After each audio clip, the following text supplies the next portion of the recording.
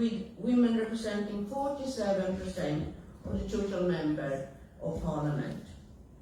And thank you so much for giving me the opportunity to talk about some of the issues that are closest to my heart: gender equality, peace, climate, and human rights. Between 2018 and 2022, Sweden has celebrated 100 years of democracy. We have done this because it was 100 years ago since women were given the right to vote in this country. And that must be celebrated, of course. And then the five first women took their seats in parliament. And a lot has happened since then. And today, Sweden is one of the most gender equal countries in the world. We have implemented a number of reforms over the years, for example, that have strengthened gender equality, such as the abolition of joint taxation for married couples, a well-developed child care system that people can afford, a generous parental leave reform, and the consent law that was introduced in 2018, according to which sex should be voluntary. And if it's not voluntary, it is illegal. A no is always a no. Despite this, we still have a lot to achieve before Sweden is a fully equal country. Women still earn less than men. Women work part-time to a greater extent and take greater responsibility for children and the home. A male problem, which we share with the rest of the world, is violence against women in close relationships. Men's violence against women is a widespread problem that affects the lives of millions of women around the world. In fact, 1 in 3 women in the world is subjected to violence or sexual violence at some point in her life. This is, of course, completely unacceptable, and I'm convinced that it's possible to stop. It will take time and require major efforts. We need to implement new laws and strengthen laws that exist and support and help vulnerable women, but also massive information and education efforts are needed where both girls and boys, men and women are included. Gender equality looks different in different countries. Some have come further than others, and I am convinced that we can learn a lot from each other. We can see that the challenges women face are shared by many women around the world. The patriarchal structure is global, although it takes a different expression in different countries. Therefore, the fight for gender equality must be global. It is important that our women who lead the way, women who can serve as good role models and who can get others to follow. In this context, I believe that the Global Women's Network, G100, that you represent, can play an important role. Of course, we can see some progress in gender equality work at the global level, such as in the field of education and a certain decline in child marriage, but much remains to be done. And unfortunately, we have at the same time witnessed how work for a more equal world has taken several steps back in some countries. This is, of course, a very worrying development. We see how women's natural right to decide over their own bodies is being threatened or prohibited. For example, in our neighboring country, Poland, it is more or less impossible for a woman to have an abortion nowadays. Of particular concern are developments in the United States, where abortion rights have been restricted in several states. The right to free abortion is now threatened throughout the United States. And in countries like, for example, El Salvador, a woman who performs an abortion can be sentenced to several years imprisonment. It's vital to increase support for sexual and reproductive health worldwide, such as gynecological health care, maternity care, access to contraception and sex education, and the right to decide over one's own sexual orientation, gender identity, and gender expression. In our neighboring country, Ukraine, incomprehensible suffering is unfolding caused by Putin's and Russia's brutal war of aggression against Ukraine. We see how the civilian population has been particularly hard hit, and millions of people have been forced to flee Most of these are women and children. Many of these women and children are at risk of violence, exploitation and abuse. 80,000 women in Ukraine are expected to give birth in the coming months. Many will be forced to do so in shelters or basements. In wars and conflict and in connection with natural disasters caused by climate change, we see how women and children are always the hardest hit. Sexual abuse and sexual violence against women increase in war and conflict situations. This may include rape, but also other types of sexual violations such as forced marriage, prostitution, sexual slavery, and trafficking. Every day, more than 500 women and girls die in disastrous areas during pregnancy or in connection with childbirth, mainly due to a lack of midwives and unsafe abortions. 1 in 5 women on the run has experienced sexual violence according to the UN Population Fund, UNFPA. In connection with natural disasters, mortality is higher for women than men, according to a study with 141 countries. In the 2004 tsunami, over 70% of those who died in Indonesia and parts of India were women. Women also face many other problems precisely because they are women. Studies from the UN shows that the risk of dying in a natural disaster is 14 times higher for a woman than a man. Women must be given a greater opportunity to participate in work for peace and security. And this is why UN Declaration 1325 is so extremely important and central. It means that women have the right to participate in all decision making on peace and security. That all peace efforts must ensure the different needs of women and men for security, and that women's fight against violent extremism must be strengthened and receive greater attention. For example, women's active participation in peace process has proved to be a strong contribution factor to whether peace becomes permanent. Research indicates that the countries that are more equal are strongly associated with peace within the country as well as vis-à-vis neighboring countries.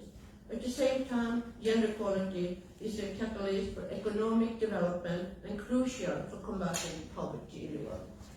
Gender equality, respect for human rights, peace and sustainable management of the Earth's resources are prerequisites for real development and democracy.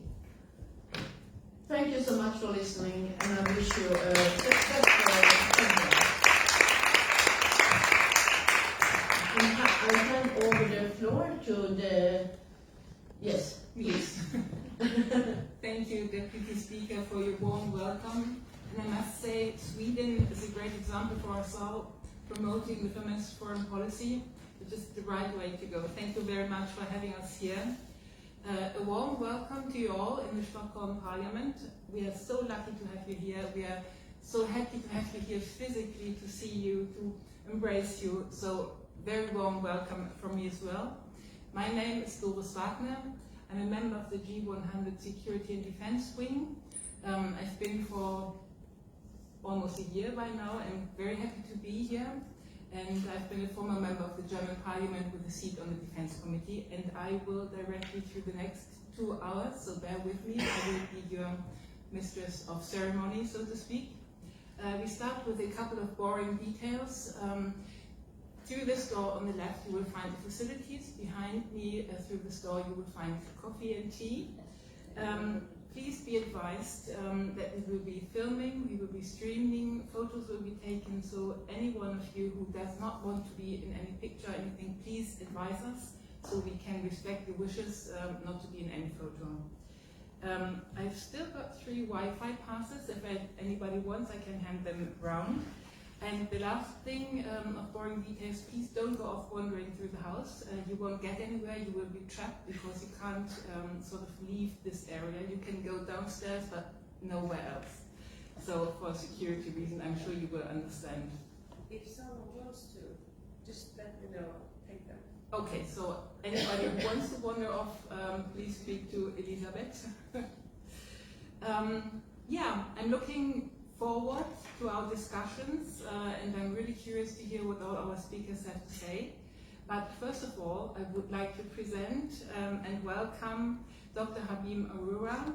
Very warm welcome to you. Thank you for being here with us in Stockholm. You founded the Women Economic Forum, the All Ladies League, and the Women's International Chamber of Commerce of India, but last but not least, you founded G100, and you are the one who brought us here together. So thank you very much for being with us and introducing us to G100. Thank you. Thank you, my sister, all my sisters, all my brothers here. Madam Deputy Speaker, such an honor to be addressed by you and the event being opened by you. My soul sister Bodil here, she is the reason that we are all here. She is the reason that the wonderful G100 Security and Defense Wing has blossomed the way it has with the leadership of Sweden. I think it is so particularly important because for me, security and defense, the first word I want to talk about is women's security. Of course, human security for everybody, security of people, security of nations. But as we are a women's group and all our work for the past 10 years has been on women, I want to address myself to the security of women. We are in Sweden that offers its leadership, its efforts, its conceptual thinking around the feminist foreign policy. And I had the opportunity to learn yesterday from the ambassador, Sophia, about the 3 R's of your feminist foreign policy. Because I asked her, how does it work? How can, through the G100, we can take the feminist foreign policy to across all the countries? The G100, as you shared, my sister, is a group of 100 women leading 100 different sectors. These women come from all different parts of the world. Women leaders, influencers from all walks of life, but also it's not just 100 women. We have a mandate of promoting the network through giant leaps of 100. So each global chair who leads the wing, for instance, my sister Bodil, nominates 100 women in 100 countries who lead as country chairs for that. Each country chair nominates 100 women in her country as well. So via this blueprint, we have a mandate of the Mission Million, reaching a million women leaders, million women gender champions. Like my sister Bodil said in her radio interview the other day, 1 million women cannot be ignored. And like my sister Ola added, 1 million women organized can definitely not be ignored. And we also had the additional advantage of, and I must confess and admit that it took me 10 years myself to open my mind and heart to this possibility of having our brothers, the men, join the women for this change. Because it is not only a women's issue, and that's what we need to understand. It's a societal issue. It's an economic issue, but it's fundamental, a humanitarian issue. We share the planet 50-50, and we have rights and responsibilities 50-50. So we must have conversations across the table so we can reduce the confrontation, we can reduce the mistrust, we can reduce this idea of this is a women's issue. No, it's our issue as a society. Just like we have addressed the climate issue. Everybody has come together transnationally, and we have to thank Sweden, the United Nations, the UNEP in particular, for really kind of bringing efforts transnationally. My sister Patricia is here to represent the UNEP, to really make climate not one country's issue, but everyone's issue. Like they say, there is no planet B. This is the planet we share. So likewise, what the G100 is making an effort to do, and we all talk about what can we do. We all are, you very eloquently shared, we have the same issues in different degrees of expression. We are dealing with crimes against women, human trafficking, security. Women feel in many countries, even to go to education, even go to school, issues of menstruation, sexual rights, but also security in the workplace, domestic violence, which is an epidemic across the world. We really need to take cognizance of these issues as they occur simultaneously in all parts of the world. So what is it that we can do globally and put efforts transnationally together on this issue and have actions locally as well, which is what the blueprint of the G100 does.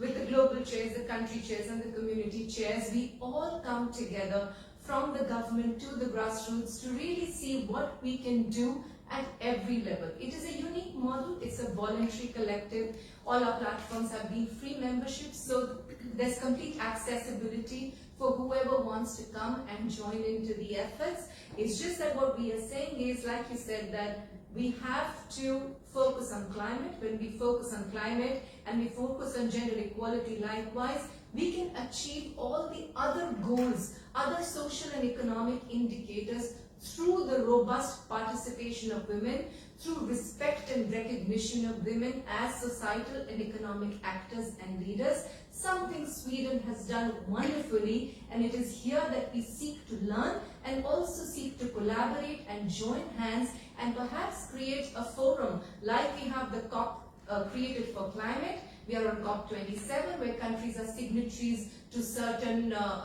nationally determined targets which they will achieve. We hope we can create, along with Sweden's leadership, with G100's participation and everybody in the United Nations, a common forum and a platform where governments can come from all parts of the world and be voluntary signatories to certain gender equality targets, which we can learn from Sweden to set. And together, in the next 10 years, the year of delivery of the United Nations Sustainable Development Goals, SDG number 5 being gender equality, we can together deliver on SDG 5, and if we can deliver on SDG 5, we can deliver, sisters and brothers, on every other sustainable development goal. This is a humble submission I come with. We are making an effort to have 100 G100 meetings. So we do everything by 100 to give ourselves a goal. This is the 11th of our 100 meetings. In each meeting, we go back richer in understanding, in learning, in becoming a global consciousness, because a global effort needs a global consciousness. Of course, we all come from our own cultures and our own exposure levels, but this is an effort, an intentional journey and undertaking that we have taken as a collective, as a group, to give back and go on this marathon to learn, understand what we can do to manifest the change that we seek, because we are not going to wait another 170 years. Thank you, ladies and gentlemen.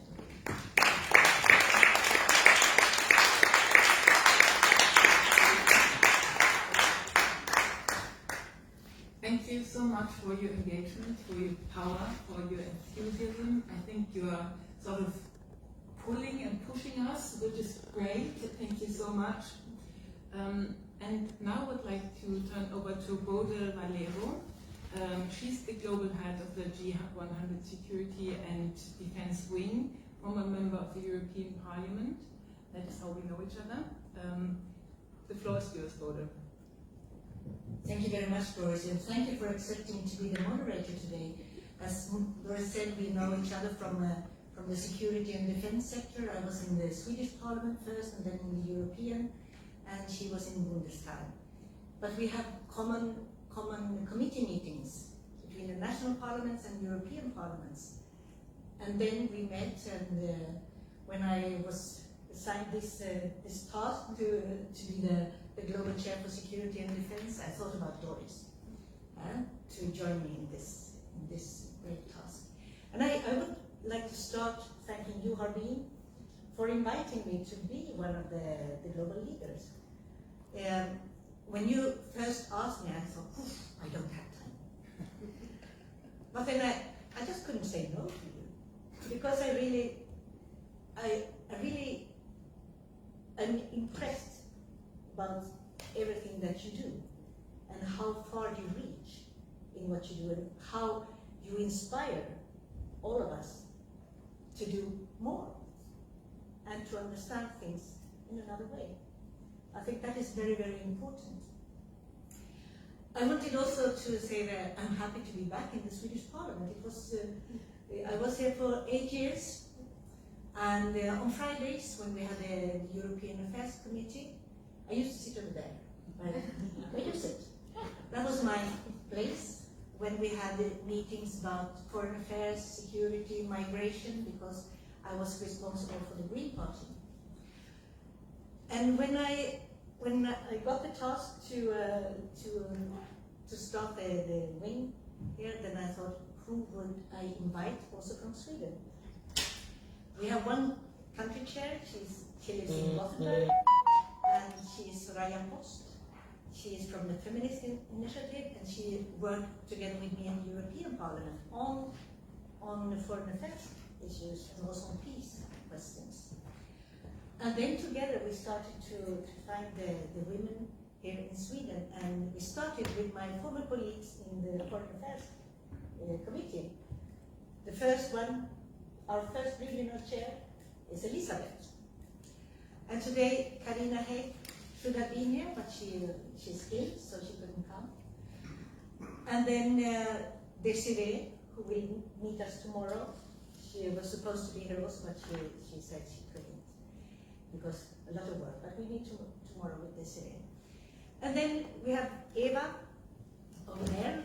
She was the co-founder of the Green Party once, and we have known each other for many, many years. Sylvia is a friend from Gambia, the Gambia.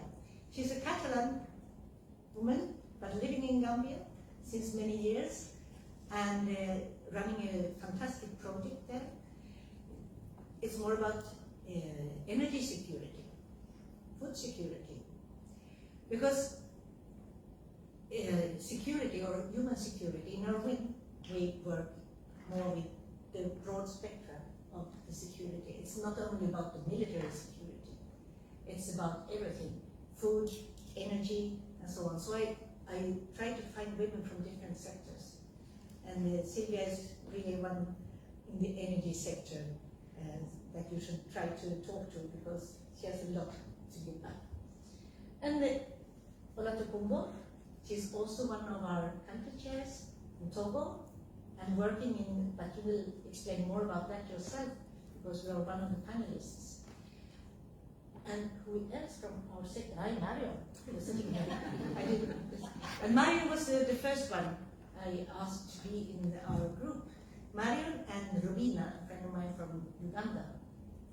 And Marion and I, we have been working for many years together with an African project. We work with the parliaments in Africa to support and help the parliamentarians in their capacity building. That's how we knew each other. So all this networking is, you go first to your friends, and then the friends of the friends, and you spread this around for so many of us. We have also other G100 chairs here, and Anya, for example, and Aurora, and who else? We should have had Constance here. We are confident. Confidence, yes, but she didn't arrive. Her suitcases didn't arrive yesterday when she landed, so I think she's may have gone to the airport. Yeah, okay, okay. And we have some of the chairs that we would have been 12 from the security and defense sector, but some of them didn't get the visa in time, so they are not here. And then some also is ill. So that's a pity, but there's nothing to do. And yes, one of our main persons in the security and defense sector is sitting right there. Because we also have one man supporting us. Exactly. And he is supporting us in very many ways, I see. Just sitting here on his knees. But Alan is from I met him first time, I think in 2006 or 7 or something like that. He came to Stockholm. I was in the Foreign Affairs Committee, and he came to see me to engage me in a parliamentary network for nuclear non-proliferation and disarmament. And I said yes. And we have known each other since then. Alan has also been awarded the Right Livelihood Award for his work in peace and disarmament.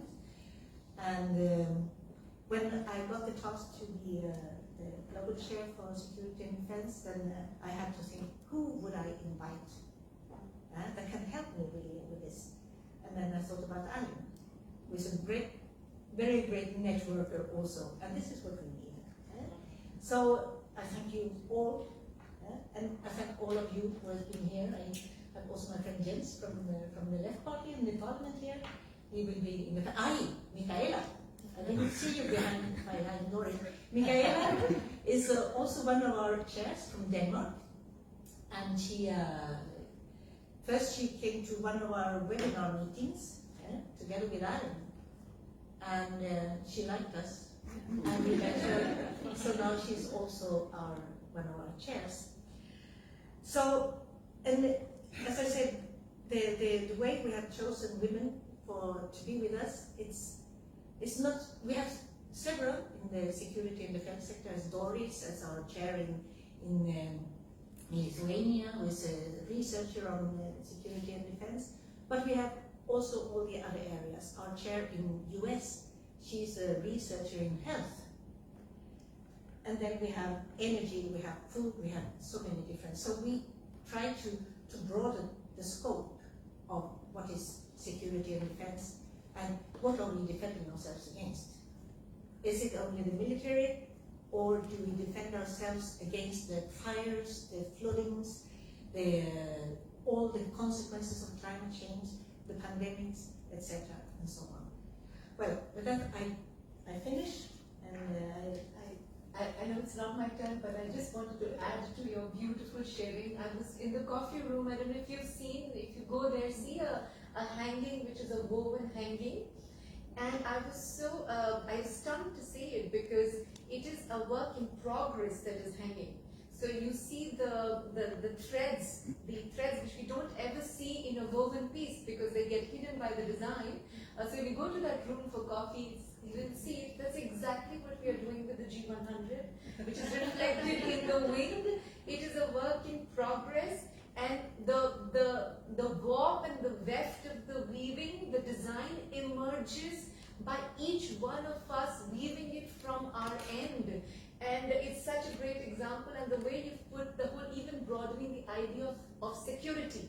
You have human security from different angles. That just reminded me of what you are weaving and what we are weaving in the group as a whole, but also in every wing, at a global level, at a country level, bringing this balance of creativity, collective, with the community spirit. It's truly, truly unique, and what will emerge will also be very unique and very beautiful. So thank you for that. Thank you.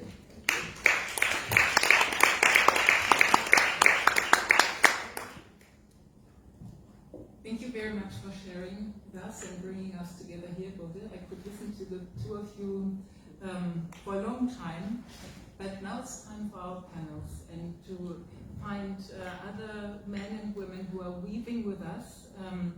We'll have two panels, and I'm looking towards each of them very much. Each of them will have about 50 minutes, and please feel invited to ask questions to our speakers, make your comments. Be brief if you can, and briefly introduce yourselves as well so we know who is talking to us and in what sort of context we can put yourselves. The impacts of climate change threaten human security, and that's what we want to talk about today in many ways. Extreme weather, food shortages, climate refugees are some examples.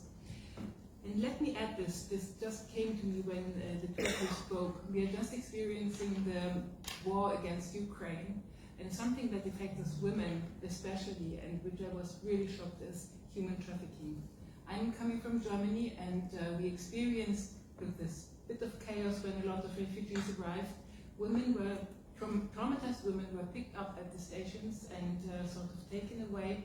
I think this is a very actual current problem we are facing. So sorry for sort of weaving this inside my moderation, but this is something which really affects me very much at the moment because I see it in my own hometown and it disgusts me so much I can't tell you. Today, with our intergenerational panels, we want to explore the connection between climate, peace and human security. Our first panel is Climate and Peace, and let me introduce you to Patricia Kamerimubota, I hope I'm saying this correctly, thank you, Director of the Law Division with the United Nations. I would like to introduce you to Michaela Sørensen, Program Officer for the PNND Gender, Peace and Security Program and core team member of the Youth Fusion. And still sitting at our meet is Ellen Ware, PNND Global Coordinator, Team Leader for the Climate, Nuclear Disarmament Nexus Program. Very warm welcome to the three of you. We will start with Patricia. You're currently, as I said, Director of the Law Division of the United Nations Environmental Program. You used to be Founding Research Director of the International Environmental Law Research Center, and you were the Program Director for Africa for over 20 years. Your main task is to guide the international community in further developing the environmental law. I think this is eminently important to be able to hold disgressors accountable. So we are really curious, I think all of us, we are really curious when you now share your ideas with us. Thank you. Thank you very much, and I'm very happy to be here among friends. Thanks for inviting me. I'd like to begin by saying that when I studied environmental law, I had already been a gender activist. And what struck me coming from Africa was that environment was spoken about without women, where women's issues were spoken about, environment wasn't spoken about. And that for me was a paradox, because in the rural parts of Africa, women interact extremely closely with the environment. And my first message, I think, comes from Kofi Annan's message in 2004 when he said there is no peace without development, no development without peace, no peace and development without human rights. And human rights, I think, many times also do not unpack who the beneficiaries of rights are. And when we know that women were not allowed to vote until not too long ago, we know that human rights also have a dark history. So it is very important to unpack who humans are so that you can get to the subalterns. They're very vulnerable, who people do not get to. Again, environment, women, conflict. Coming from the Horn of Africa, conflict is really a big part of life, and women are affected by conflict. In my lifetime, I think we've had wars in Somalia, wars in Sudan, and even though in Kenya what has happened is that people came into the country as refugees, you don't miss the impacts of war on women.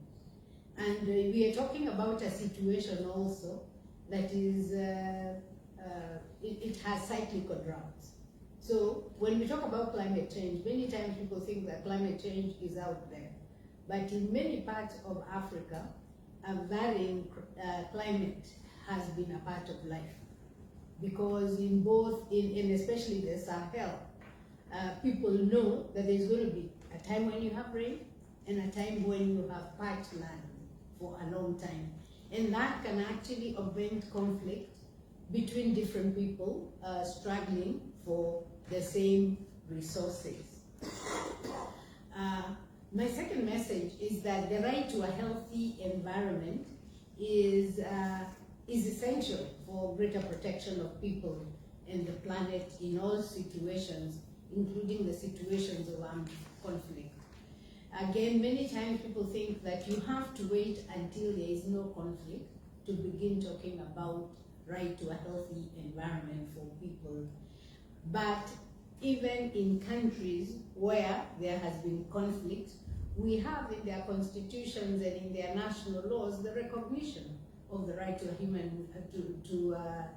a right to a clean, healthy, and sustainable environment. And the Human Rights Council last year adopted a resolution on the right to a clean, healthy, and sustainable environment, and it is expected that that is going to get to the United Nations General Assembly by the end of this year. And one might ask, if it is already in the country's constitutions, why are we going to the international level? There is a sense in which peerage and having more people coming together and recognizing this right does give solidarity in addressing the issues that we deal with. The other message that I'd like to share is that though we talk about the rule of law generally, constraining governmental actors from lording it over the citizenry, we could also talk about the environmental rule of law, where you're preventing the people who have control over resources from lording it over those who depend on those resources but have no voice and have no power. And at UNEP, we work with member states to ensure the development and implementation of environmental rule of law through specifically a program that we've had for 40 years, which is now actually going, we have a 10-year plan to go to 50 years. And this is the Montevideo program for the periodic review of environmental law. And this is in recognition of the fact that without environmental rule of law and enforcement of legal rights obligations, environmental governance falters. And that is where people who are vulnerable actually fail to enjoy their rights. Again, I'd be remiss if I didn't share here that what we are dealing with now, and I'm here in Stockholm because of the 50th birthday of UNEP and the 50th commemoration of the Stockholm Conference on the Human Environment, when the need to take care of the environment was recognized. But you know, this is 50 years, but we are still dealing with very tractable problems, which have been dubbed a planetary crisis. Climate change, nature and biodiversity loss, and pollution. All those crises affect women more. They affect everybody, but they affect women because they are not in places of making decisions, and because of the gender division of labor more than they affect others. Because the devastating effects of climate change, whether you're talking about droughts, floods, hurricanes, and other disasters, they wreak havoc on populations. But women and children actually suffer most. Just the same way we're saying that in the war with Ukraine, you see that women and children do suffer more. Where you have women living in poverty. And I think when we look at the triple planetary crisis and then the pandemic, the COVID pandemic, all these are threat amplifiers. And if we are saying that there are vulnerable groups, more vulnerability affects the others more. And here we are talking about people's increased burden of care for the sick, for the elderly, for children, and that is mainly borne by women. Again, when we look at, I think the previous speaker spoke about patriarchy, but the structural gender inequalities and traditional gender norms put women at higher risk by limiting their access to resources and opportunities and compromising their productive capacity. And if you even, for pollution, if you look at the impacts of lead, or you look at the impacts of pesticides, it affects women of childbearing age a lot. So basically, it's not stretching it to say that women are suffering a lot. And that is why we need gender responsive approaches when we are dealing with climate and peace. We need to focus on women, And because science is at the core of the responses to the triple planetary crisis, we must question spaces that say that women are not scientists. Because women do engage in scientists, and women scientists have a vital role to play in scientific leadership. At UNEP, we recognize that it is important to us to address the gender asymmetries and work towards achieving developments where gender doesn't hinder us. And we've made a lot of progress. I've been involved in this journey for the last 3 decades now, and I can say that gender has become a lot more. So I'd like to end by saying that UNEP is committed to promoting sustainable natural resource management, of course, even with the global goals, the 17 Sustainable Development Goals, not least goal number 5. Personally, I do have a problem with having the gender goal as a standalone goal, because it cuts across all the goals, whether you're talking about water, sanitation, or you're talking about education, health, etc.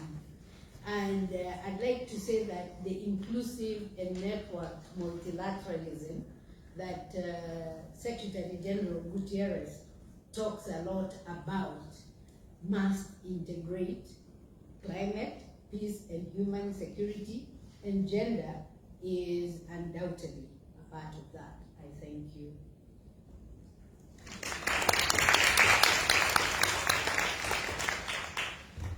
Before going, thank you so much for sharing your ideas with us. Before going further to Michaela, I would like to pose one question to you. It's good to have rules and laws, but it's difficult if we don't enforce them, if we can't enforce them. Do you have any sort of idea how we can hold transgressors accountable, how we can actually sanction if people are not adhering to the laws, the environmental laws?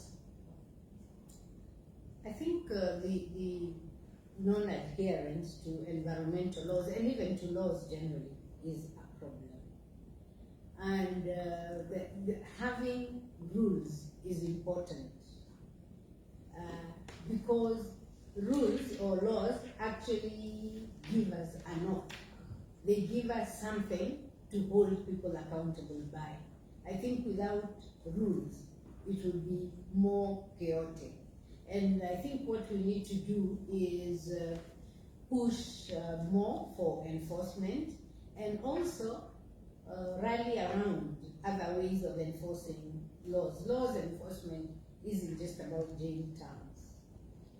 It could also be about the fact that we are so outraged that people can actually pollute the air, that we would name and shame them. And if there is more people who are opposed to that, then I think law is going to play its part. There was a lot of apathy about environmental law. If you look at the period between 1972, 1992, and then 1992 and maybe 2012, there were very many environmental treaties passed. And then, the international community stood and said, we have all these laws, but nothing is happening. But I would rather say that the glass is half full, not half empty. There are things that have happened that wouldn't happen. And there is still faith in law. If you look at the 2013 Minamata Convention on Mercury, and also the agreement early this year in Nairobi by the United Nations Environment Assembly to begin a process of coming up with a treaty to deal with plastics. Thank you so much, especially for the half-full glass. I think if I didn't believe in the half-full glass and in success we can have if we rally together, all of us, I couldn't be in politics, so thank you for that especially. Michaela Sørensen, you are the Program Officer for PNND Gender Peace and Security Program and core member of the Youth Fusion.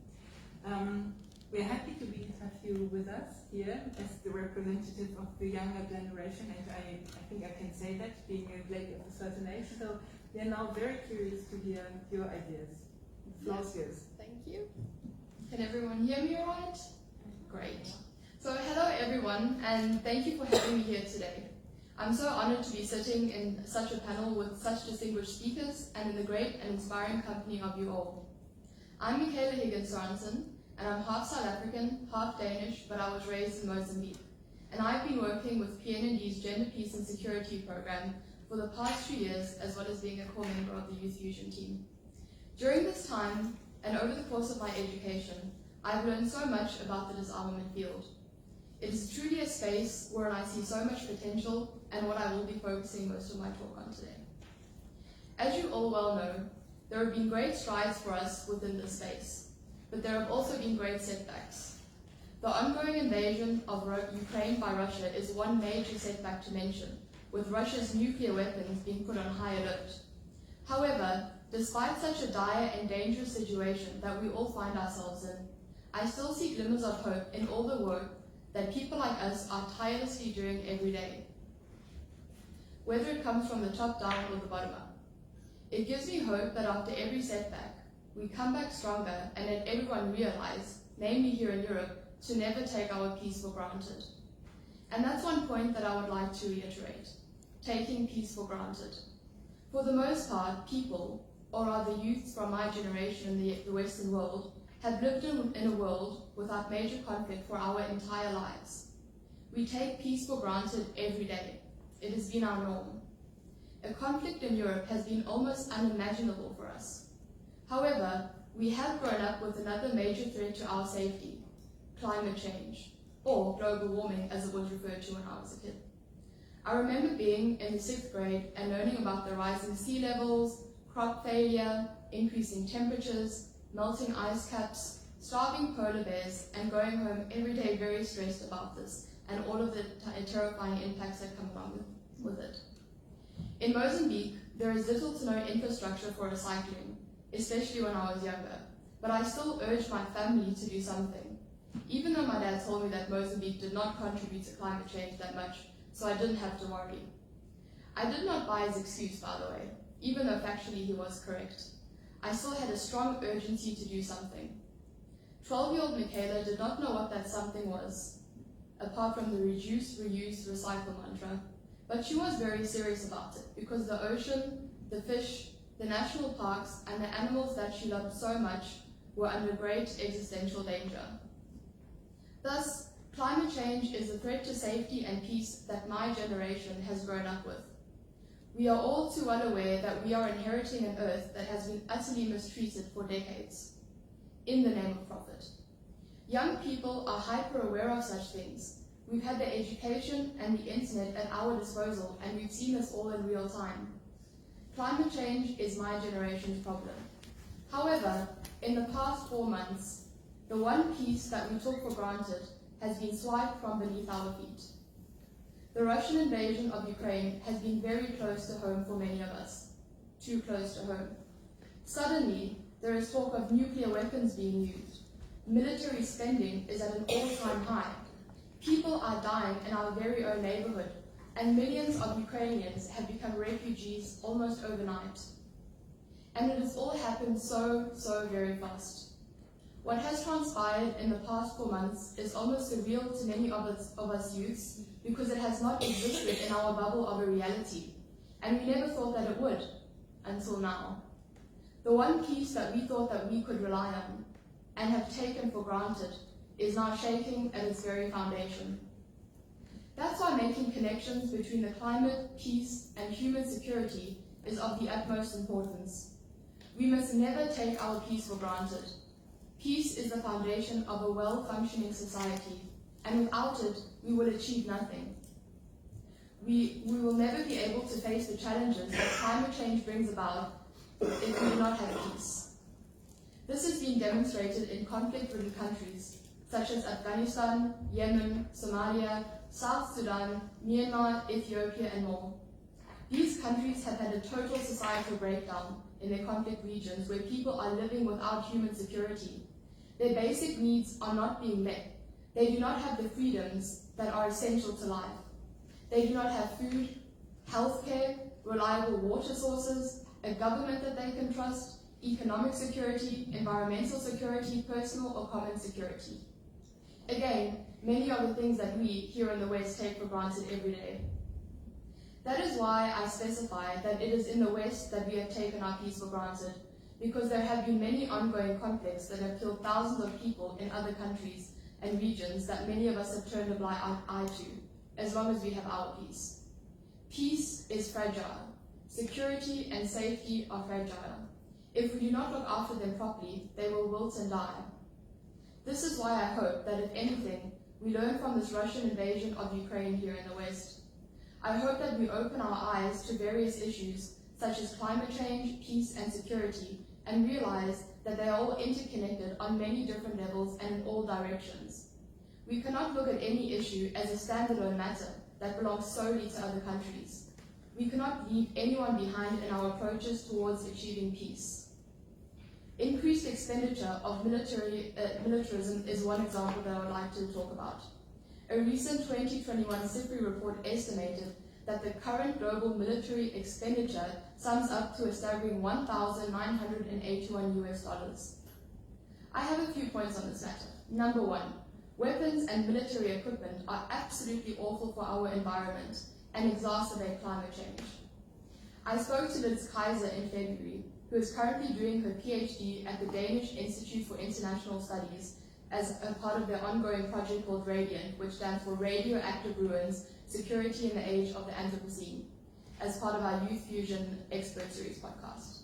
Liz told me about how the nuclear weapons testing and military activities carried out in French Polynesia, namely on the Hao Atoll during the French military occupation from 1966 to 1996, has had negative repercussions on their environment as well as the population's health. The French military dumped all the military waste into the main lagoon on the Hao Atoll and have yet to remove the majority of it. This is tons of military waste that we are speaking about here that has left the lagoon in a complete state of pollution. It has ruined the environment. It has threatened the human security of the Hao people. And all because of the ruined environment, the tourism industry is non-existent because nobody wants to go to a polluted lagoon, which hinders the economy. The people's health has been severely impacted with high rates of thyroid cancer, and their food security has been threatened as there are hardly any fish that are edible in the lagoon. All of this is a direct consequence of military spending. Furthermore, there has been little to no spending on the part of the French government to restore justice to the people of the Hao Atoll and repair their environment, or provide any support to the people who have suffered from the negative health impacts that the radioactive substances within their environment have impacted them. The second point I would like to raise is that we could be spending that money on helpful things. We could be investing all that money into healthcare, a green economy that is going to help climate change as best as we can, into ensuring everyone across the world is fed, which, by the way, would be just a fraction of that staggering amount of military expenditure, thus investing in human security and positive peace. I have had multiple conversations where these ideas have been shared and have been called crazy and extreme even, but I outright disagree. What is extreme and crazy is that we spend so much money on violence. Currently, we invest in weapons that are fundamentally designed to kill people in mass. We invest in fossil fuels that are slowly killing our environment and impacting people's health in a negative way. And we invest in expunging our oceans and nature to near extinction. We invest in the wrong things. We have created a structure of violence that has been so normalized that people have stopped questioning it unless it is on their doorstep. And when I say structure of violence, I mean capitalism and patriarchy that is violent towards the people and our planet and is only designed to benefit a few. So we need to be intersectional in our work and take an ethics of care approach based in human rights that promotes human security for all. Our world is too interconnected to ignore conflicts in other regions and countries. A lack of peace and injustice anywhere is a threat to peace for all. So like with climate change, we need to treat peace like a global issue and tackle such matters in conjunction. We need to dismantle the structure of violence. and put people, peace, and the planet first. I think that that would be a really great place to start. Lastly, I would like to shed some light on how I started some projects that I have been involved in. I began my internship in October 2020 at PNND with Alan and learned the important role of parliamentarians and lobbying within the disarmament space. As part of this internship, I then became a key member of Starting Youth Fusion and promoting intergenerational dialogue through our Youth Fusion Elders podcast series, thus building communication and mutual learning between youth campaigners and experienced policymakers, including parliamentarians.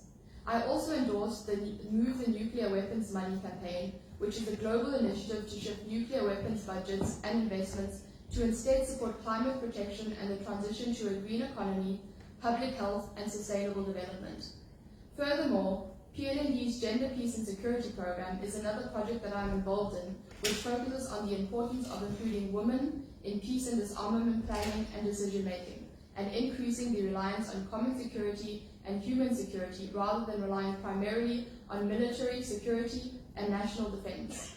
The Ukraine conflict is an example of the failure of relying primarily on national defense and militarism from all sides, as military victory by either side will not bring peace.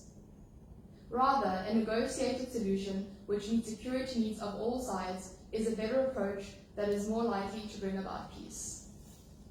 Thank you everyone for all the important work that you do, and thank you for listening.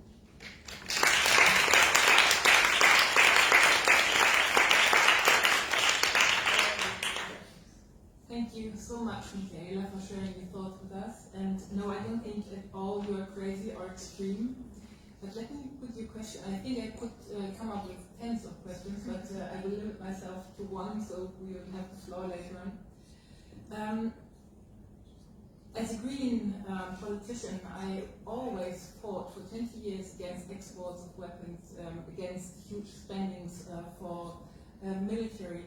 But I now found myself to agree to a program that our government has just set up to spend a lot of money on the military, because I feel that I think we can only negotiate with people like Putin out of a situation or position of strength.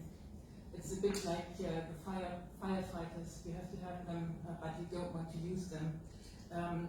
Maybe you could share your thoughts about how would you get me into your boat of fighting against it, me being, say, my generation. How do you connect to the generation you have to take along in this sort of ride?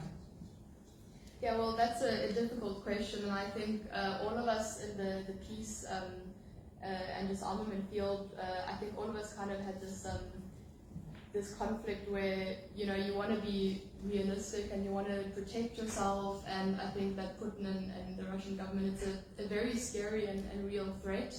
And I do understand the mentality that maybe, you know, you have to stand up. Maybe Putin only speaks a language of, you know, more masculinized, hard politics approach.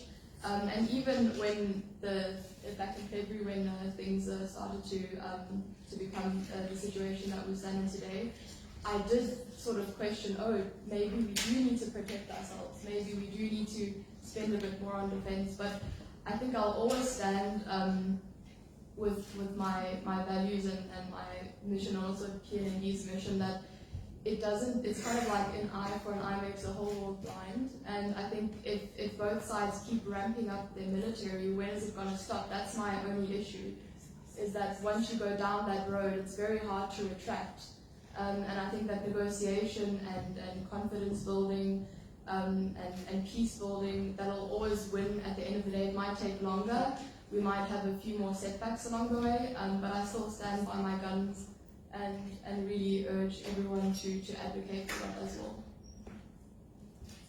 Thank you for taking us along on this positive note. Thank you so much. And now we are moving on to Ellen, PNND Global Coordinator, Team Leader for the Climate Nuclear Disarmament Nexus Program.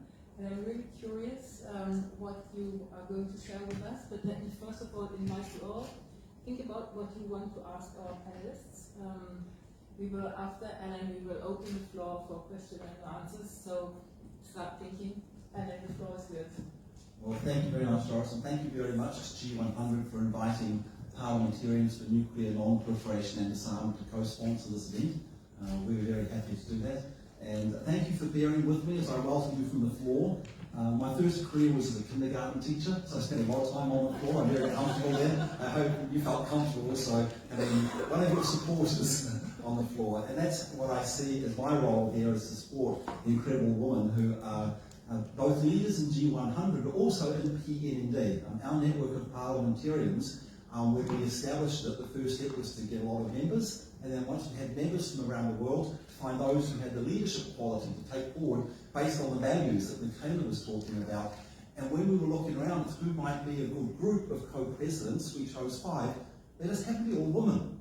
And this was not because we were specifically looking for women, but because there were such high quality women who were dealing with the cross-sectional issues that we were putting forward as PND.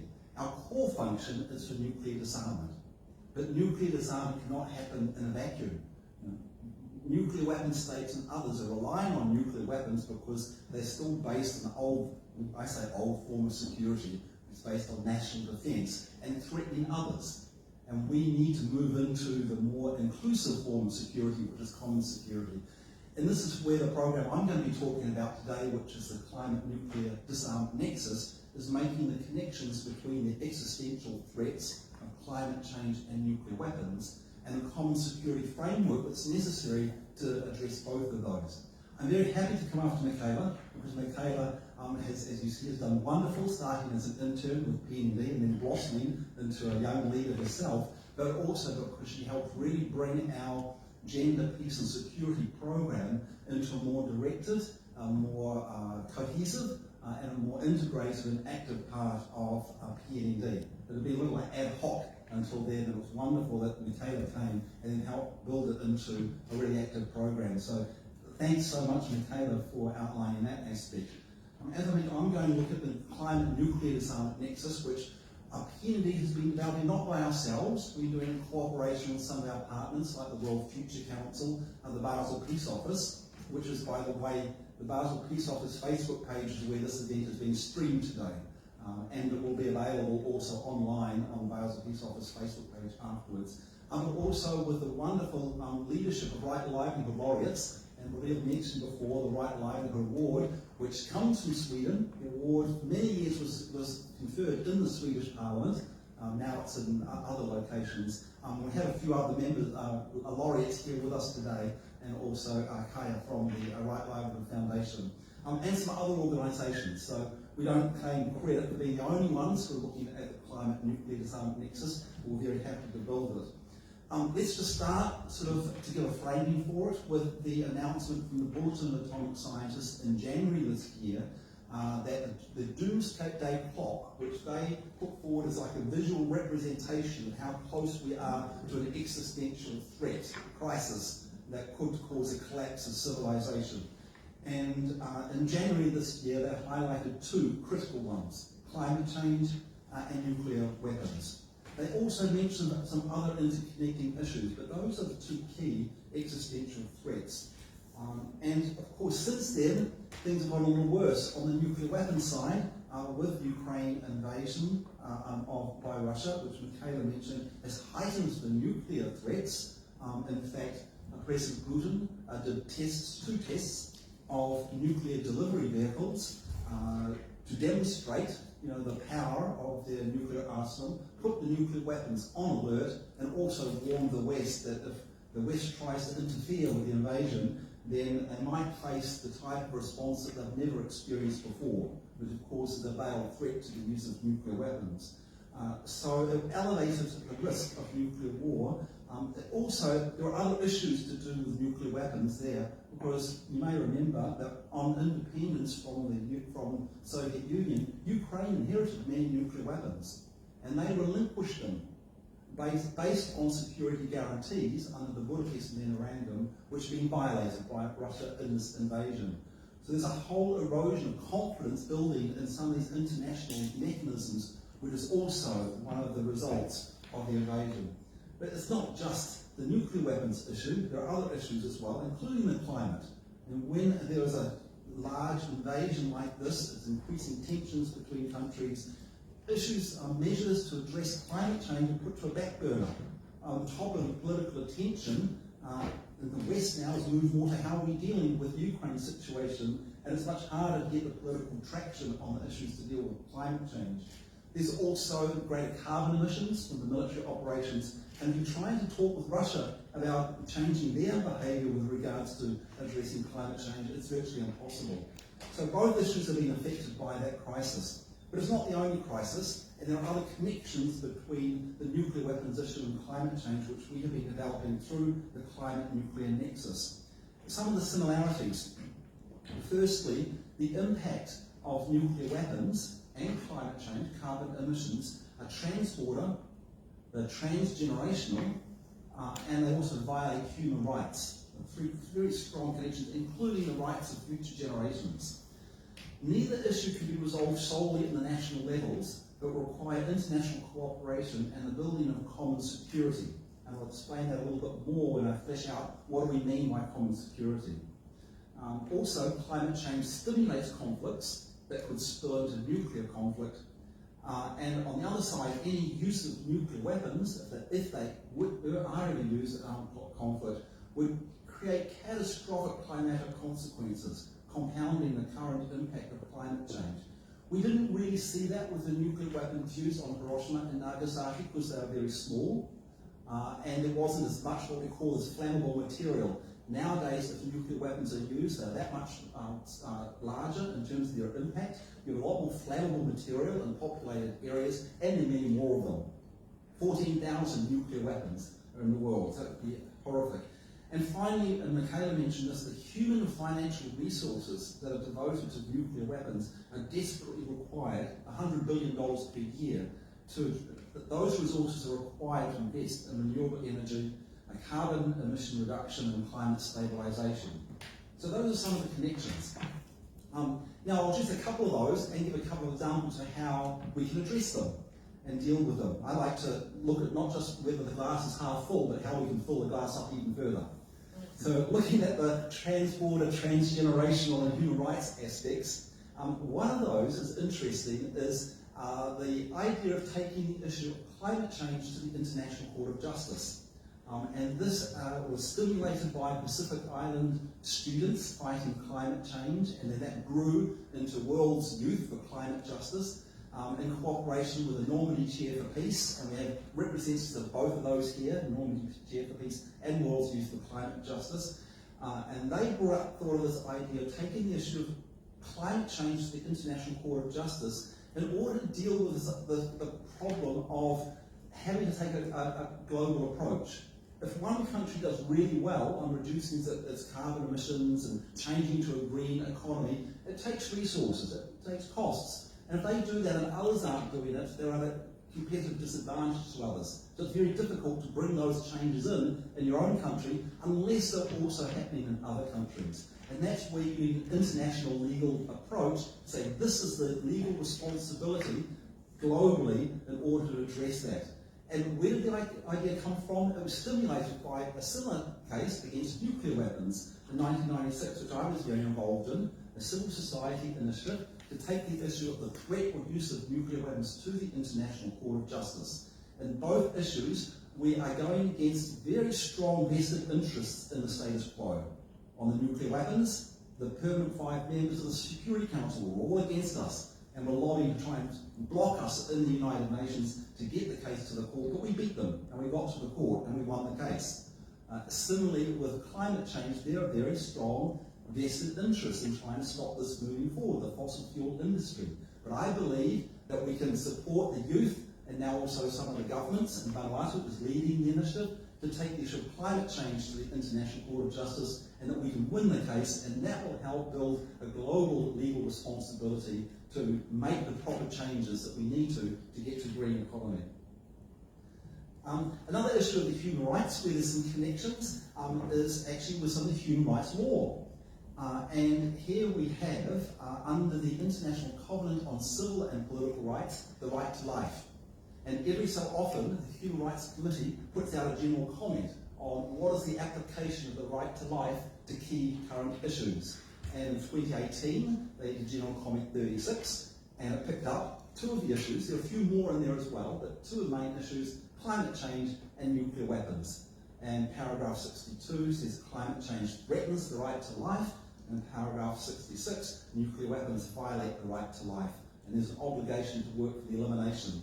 So under human rights law, we now have a capacity to challenge the governments in the Human Rights Council and in the other committees for the human rights bodies on what are they doing to uphold their obligations under human rights law to protect the climate and to work for the elimination of nuclear weapons. And that's done through something called the Universal Periodic Review Process, where we as civil society can actually go to Geneva, we can put forward our submissions, we can confront the countries, and if the Human Rights Council or the committees pick up the questions we're asking, the governments have to respond. It's a very powerful tool.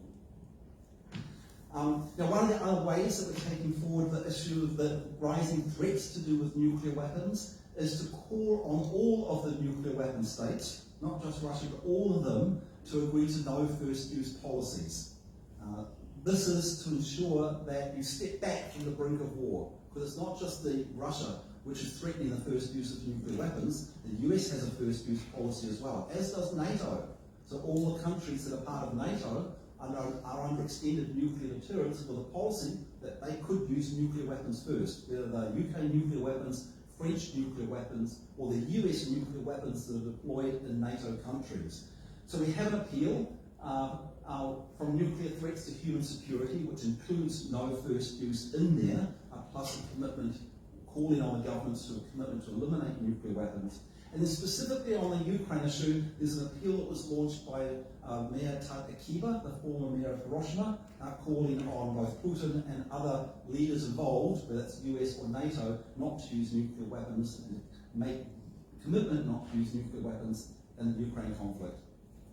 Now moving to another connection, moving the nuclear weapons money, and Michaela mentioned this, there is a global campaign which was launched actually in 2016 at the Assembly of the Interparliamentary Union, which is 178 parliaments. They were meeting in Geneva, and we had CIPRI, who does a wonderful report every year on military expenditures there with International Peace Bureau and PNB, and there we decided, we need to address this factor of the amount of money that's going into nuclear weapons and how it should instead be supporting sustainable development and climate protection. So we established this campaign called Move the Nuclear Weapons Money. It highlights positive examples of where nuclear weapons budgets have been cut, or where there are strong efforts to cut nuclear weapons budgets. That's in the nuclear armed states. But probably more importantly, because most of us are probably not from the nuclear armed states, is the investments in the nuclear weapons industry. Because many of the corporations, about 27 around the world, that are making these nuclear weapons and the delivery systems, they're on the share markets. People are investing in them. Our sovereign wealth funds, our pension funds, our university funds, our banks are investing in them. So we can call on them to stop investing in the nuclear weapons industry, and at the same time call on them not to invest in the fossil fuel industry. It's a very good campaign to do together, and we've been working with the fossil fuel-free divestment campaign to develop similar policies at different levels, at city level, at state level, at government, federal level.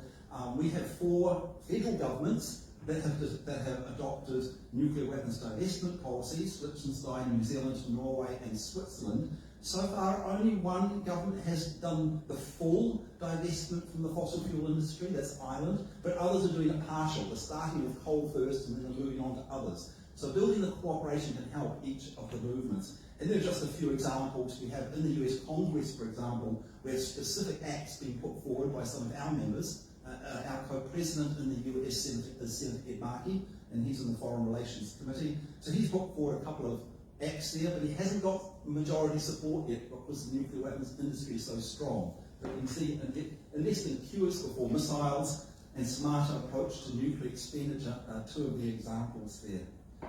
And you can also become involved. There's the website there. We have social media to support nuclear weapons money as well. Now I mentioned common security approach was very important, but one of the main reasons nuclear weapon states are holding on to the nuclear weapons is they believe they need them to protect from aggressors. But they're doing that through a militaristic approach, threatening others. What we're putting forward in PND is a common security approach to security is much better. It's going to be much more sustainable. It reduces the risks of nuclear war and help to achieve nuclear disarmament.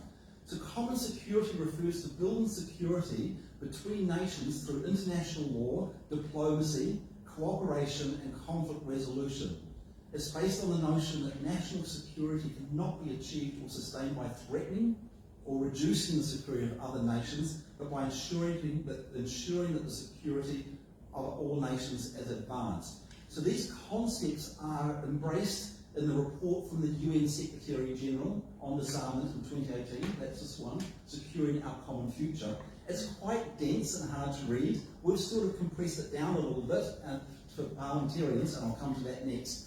But another one which is more recent, and this has just come out from the Common Security Commission from the Olof Palme Centre, also from Sweden, is the Common Security Report for Our Shared Future, which just came out a couple of months ago, and that brings it into the connections with the environmental issues. So those two reports are really, really useful. And I mentioned the one that we prepared based on these ideas for parliamentarians, but anyone can use it. This is basically an online resource, so you can have it on your smartphone. It links to all the different sections, and it's Assuring Our Common Future, a parliamentary guide on disarmament for security and sustainable development. And here by the security, we mean a common security approach. It's got many examples of parliamentary action, legislation, civil society actions that advance common security and sustainable development, whether it's through efforts to stop the flow of small arms and light weapons, and we have representatives from the Parliamentary Forum on Small Arms and Light Weapons here, who are partners in the production of this report, or whether it's the larger weapons like nuclear weapons or biological or chemical or space security, which is also very important, or emerging weapon systems like, let's say, killer robots, which is the weapon systems which don't have human command and control but are done automatically. There's a whole range in there, and so this one is another good resource to find out what is happening on the disarmament front that builds connections with common security, sustainable development and protection of the climate. And it's got a section specifically on climate and sustainable development, and another one specifically on the connections with pandemics and public health. And I'm coming to the end nearly. Just two more really useful resources. One is from SIPRI that was just released the week before Stockholm Plus 50 at the Stockholm Peace Forum, and we have a representative from SIPRI here at the back. This is the Environment of Peace report, which is excellent in making the connections between security and environmental issues, and again it's bringing in positive examples and a common security approach, and I recommend that. And in fact, the speaker who was the keynote speaker for the launch of this is my former Prime Minister, Helen Clark, who as Prime Minister shifted our defence and foreign policy from one based on collective security, military defence. We were part of a military alliance, we no longer are. She shifted our policy to one of common security, and she was an excellent speaker at the launch of this report a week ago, and she's also on the Common Security Commission. So you see there's a lot of connections between the common security, the environmental security issues, and there's a lot of good material that you can get examples of how they're taken forward. And finally, I just want to mention that some of this is pulled together in a really nice little short statement, which is not too long to read. It's like one page and a couple of extra paragraphs from 54, I think it is, Kaya, laureates of the Right Livelihood Award. And it's just got like 6 or 8 key points referring to it. I've listed them up there. This is available here. I've got a few copies. It'll also be available online on the Right Livelihood Foundation webpage on Friday. It's not quite up there yet, but that's showing how civil society leaders can work with policymakers to take forward these with very practical solutions for the future, and particularly to protect future generations. Thank you very much, and I look forward to continuing the discussion.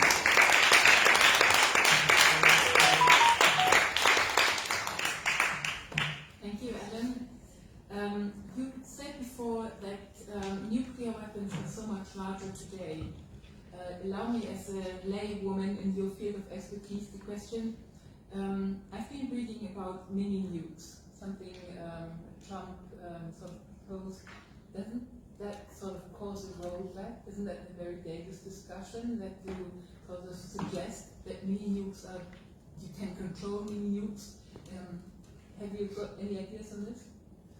So the United States and Russia are the primary major countries in the nuclear arms race. I say there is a nuclear arms race because all the countries that are possessing nuclear weapons are not just saying, oh, we've got enough to defend ourselves. All of them are modernising, developing new types of either nuclear weapons warheads for different purposes or the delivery systems.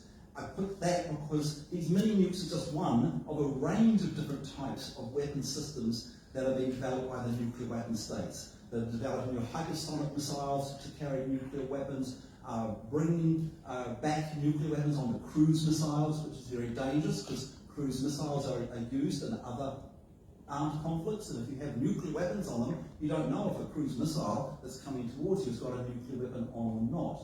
So all of them are dangerous, and the mini nukes are one of them that is dangerous. But I wouldn't isolate it as the only one. One thing I should say is that there is a difference between the Biden administration and the Trump administration. The Biden administration has cancelled 2 of the new, very provocative types of weapon systems which President Trump was putting forward, but hasn't cancelled them all. And so there's still work we have to do with the US, but there's work we have to do with all of the nuclear armed states. And that's part of the appeal that I mentioned on No First Use Global. I mentioned one of the calls was to call on all the nuclear armed states to say they would never start a nuclear war. The second one is stop all the modernisation and production of nuclear weapons. You have enough.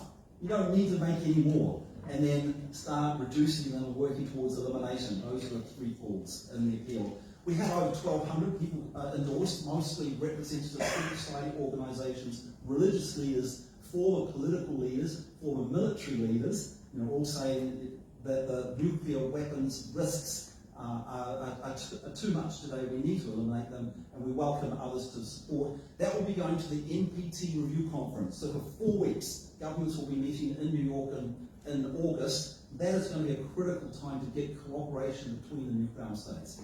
Thank you very much, Ellen. So, the floor's open. Anyone, questions, comments? Please briefly introduce yourselves so we know who we are talking to. Go ahead.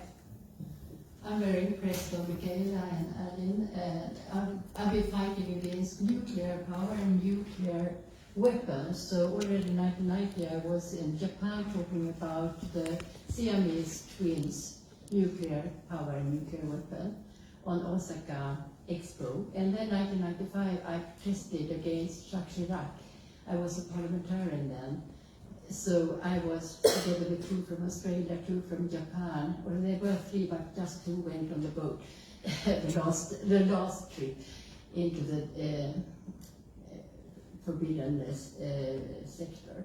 But it was also from Italy and from Luxembourg. I was the only woman. So I made it with Greenpeace, and they said I was not allowed to go until the 3rd travel. I said I will go on the 1st because I'm a sailor. So they accepted, and I was also trying to find out all the health problems on Mururoa after all these tests which you mentioned. So I'm very impressed that you are working with the same that you are going on. I believe in you. I'm 75, so you take it over. Thank you very much, and I hope that I can follow in your footsteps. I see 3 more raised hands. The gentleman right across. I am Harbeen's husband, and He's also founder of the Denim Club and now my husband. so, but just to let you know that I'm qualified to kind of give you a very different picture. I'm from MIT and Harvard Business School. I rose to be the 200th richest in the world in 20 years from now. Before I give it all up, I met most of the prime ministers and presidents all over the world, including the current prime minister, who's a personal friend. Just a sobering thought. I've heard a lot about the Ukraine war. Yes, it's a bad war. But there's a history to it. The history is that the Germans, between World War and World War II, created the divide of the Cold War and created what is now the former USSR and the Western and Eastern blocs. And United States dismembered USSR through having Gorbachev, who was a CIA agent, and Russia never forgave them for it. So what Putin is doing is he's trying to recapture what was lost during Gorbachev's time. And behind it all, this nuclear weapons is a huge industry, the arms industry, whose survival is based on war. Before the Ukraine war, all the wars were initiated by the United States so that they could sell more arms and keep their arms industry up. So as long as there is the arms industry and the nuclear weapons industry, there's always going to be war. And as long as you're going to say there's a nuclear deterrent, it means you will keep arming yourself because there is a threat of war. And if everybody has their hands and their fingers on a button, one day there will be a war. So, and behind all of this again is greed, human greed for more and more money. So let's tackle that at the right level of changing our hearts and mindsets and saying money is not everything. As long as money is everything, this wars will go on. In India today, we are a very favored nation. Almost all prime ministers and presidents are coming there, not because they want to invest in India, but they want to sell arms to India, including Sweden, Saab Scania. Why don't we control and dismember our arms industry first? Let's look within and see how we're going to control everything ourselves rather than blaming people. They're not listening. We can keep speaking and speaking and speaking. Look at the UN. They keep having fantastic policies, huge number of policies, but toothless. They can't implement a single thing. The Security Council today is headed by Russia, and we're talking about stopping and having the UN stop the Ukraine war. It's so funny. Right? So it's absolutely meaningless whether it's the European Union Parliament or any of these, completely toothless and a waste of billions of dollars we're spending on them without any results. So we have to change and go back to our basics and saying no greed. Now that's going to be an impossible task, but if we have to do it, that's where we have to change it first. Thank you. Thank you, Thank you for your comments, and yes, I think we should tackle that all together. I saw two more raised hands, the lady next to you and then the lady after, behind you. Thank you very much for this important initiative, and very interesting to listen to all of you in the panel. My name is Karin Olofsson, and I'm the Secretary General of the Parliamentary Forum on Small Arms and Light Weapons. And as also Mr. Ware mentioned, I'm very much appreciation also for the collaboration that we have on these important topics, because in the context of the world of today, what we need to do more than ever, of course, is to collaborate. Although we may have different specific mandates and roles as organizations or institutions, and parliamentarians there, vital roles, but it is vital to collaborate. And as you mentioned, we have had the pleasure to collaborate on this parliamentary handbook that also relates to small arms and light weapons as to ensure sustainable peace and development. So I would like to ask the panelists just briefly, of course the nuclear disarmament is topical and vital, but at the same time a complementary perspective is also needed when it comes to conventional weapons. That is the focus of the organization that I have the honor to represent, and we are gathering parliamentarians across the world and across political lines in approximately 100 countries.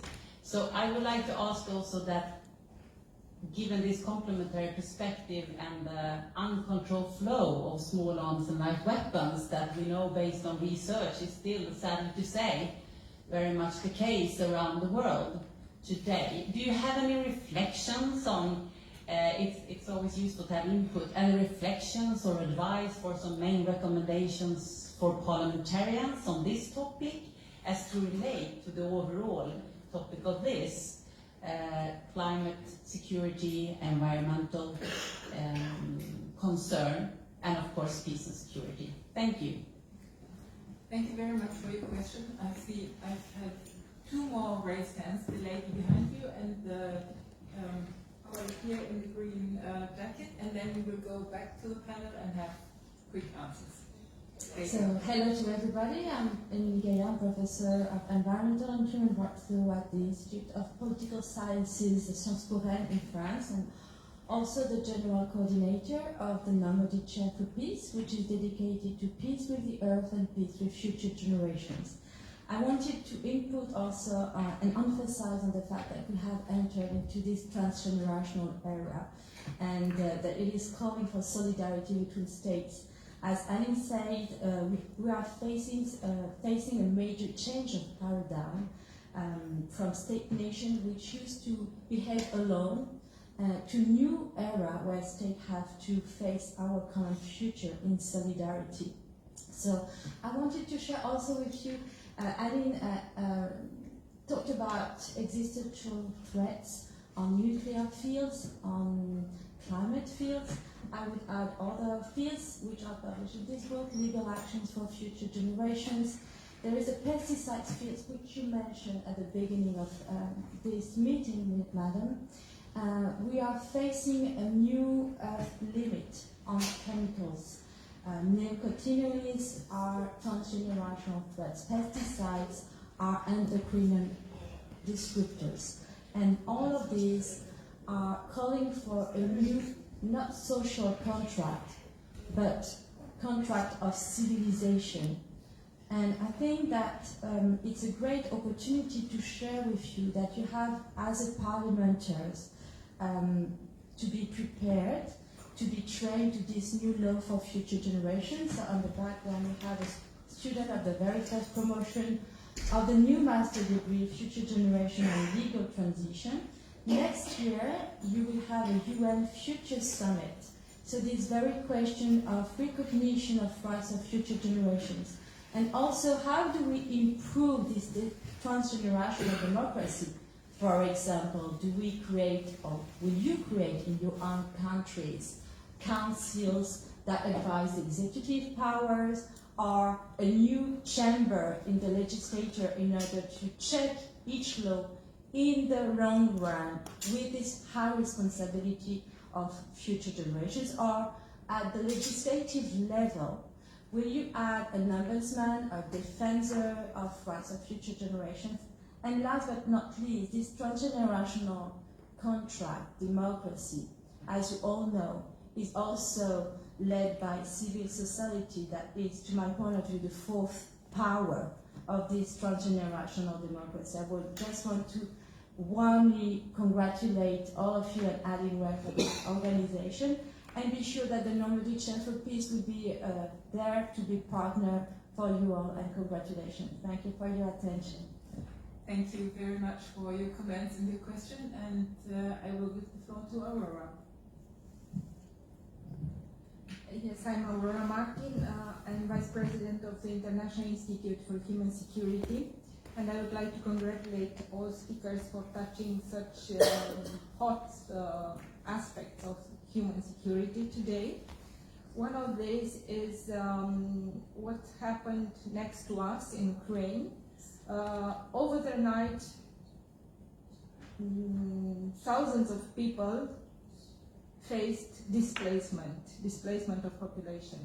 Over the night, they lost their safety, they lost their families, their relatives, and they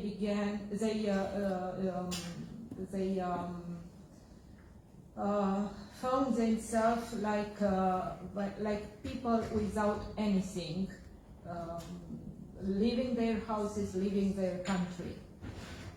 These displaced people became, part of them became victims of human trafficking, especially women and girls, because being in a vulnerable state, they were easy victims of promises of these people. UN showed that until 2050, we might have around 200 million of displaced people by climate change. These are vulnerable people, and these vulnerable people are mostly women and girls. And these women and girls are easy victims of prostitution. Now, we know about the Nordic model, and especially about the efficiency of Swedish model. That's why, because I am here today, I have this privilege to be in the Parliament of Sweden. I asked to the Swedish parliamentarian to think about how to make this Nordic model efficient in these communities of displaced population. These are the experts who can do it. You have the expertise of making it efficient in your society. So I recommend, I take this arrogance to recommend you to find a community and to create a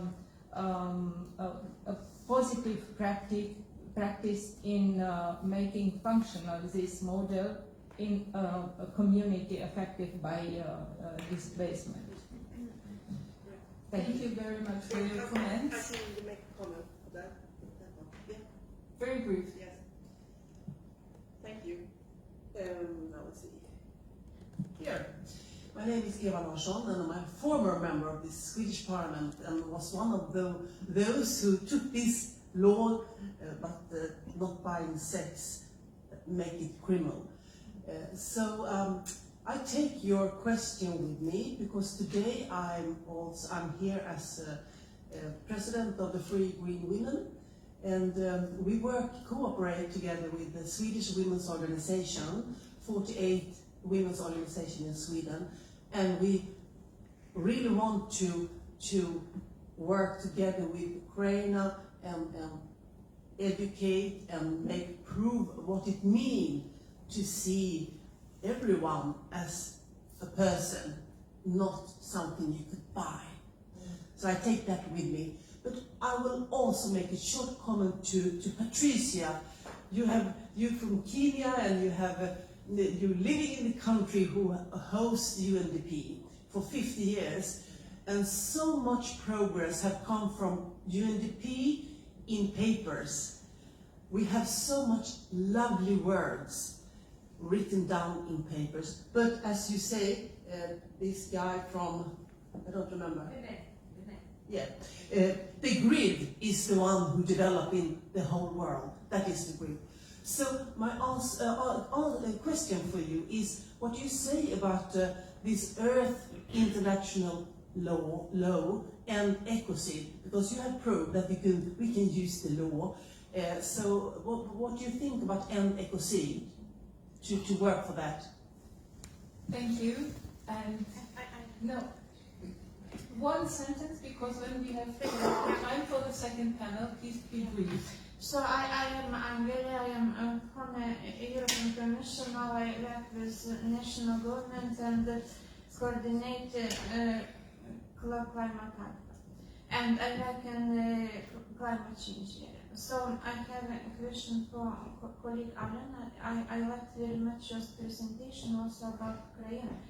So my question is how much this war is impacted by climate domain, by fossil fuels, by Nord Stream, because there is some company here, 50% or something else, what is not just Soviet Union ambitions but climate, let's see, motivation and Putin starting this war. And also one ways to end this war will hopefully be peace agreement and new security agreement for Europe. And how do you see climate to be embedded in that new security agreement, which will define a lot of, let's say, of global security, let's say, security landscape? Thank you very much. So I will have to ask the panel to be very brief in responding, so we can give the adopted time to the second panel as well. And I think we should start vice versa. So we start with Ellen. Start the other way. Okay. So Patrick, if you're willing to start. Do you have any Very comments? Any quickly, answers?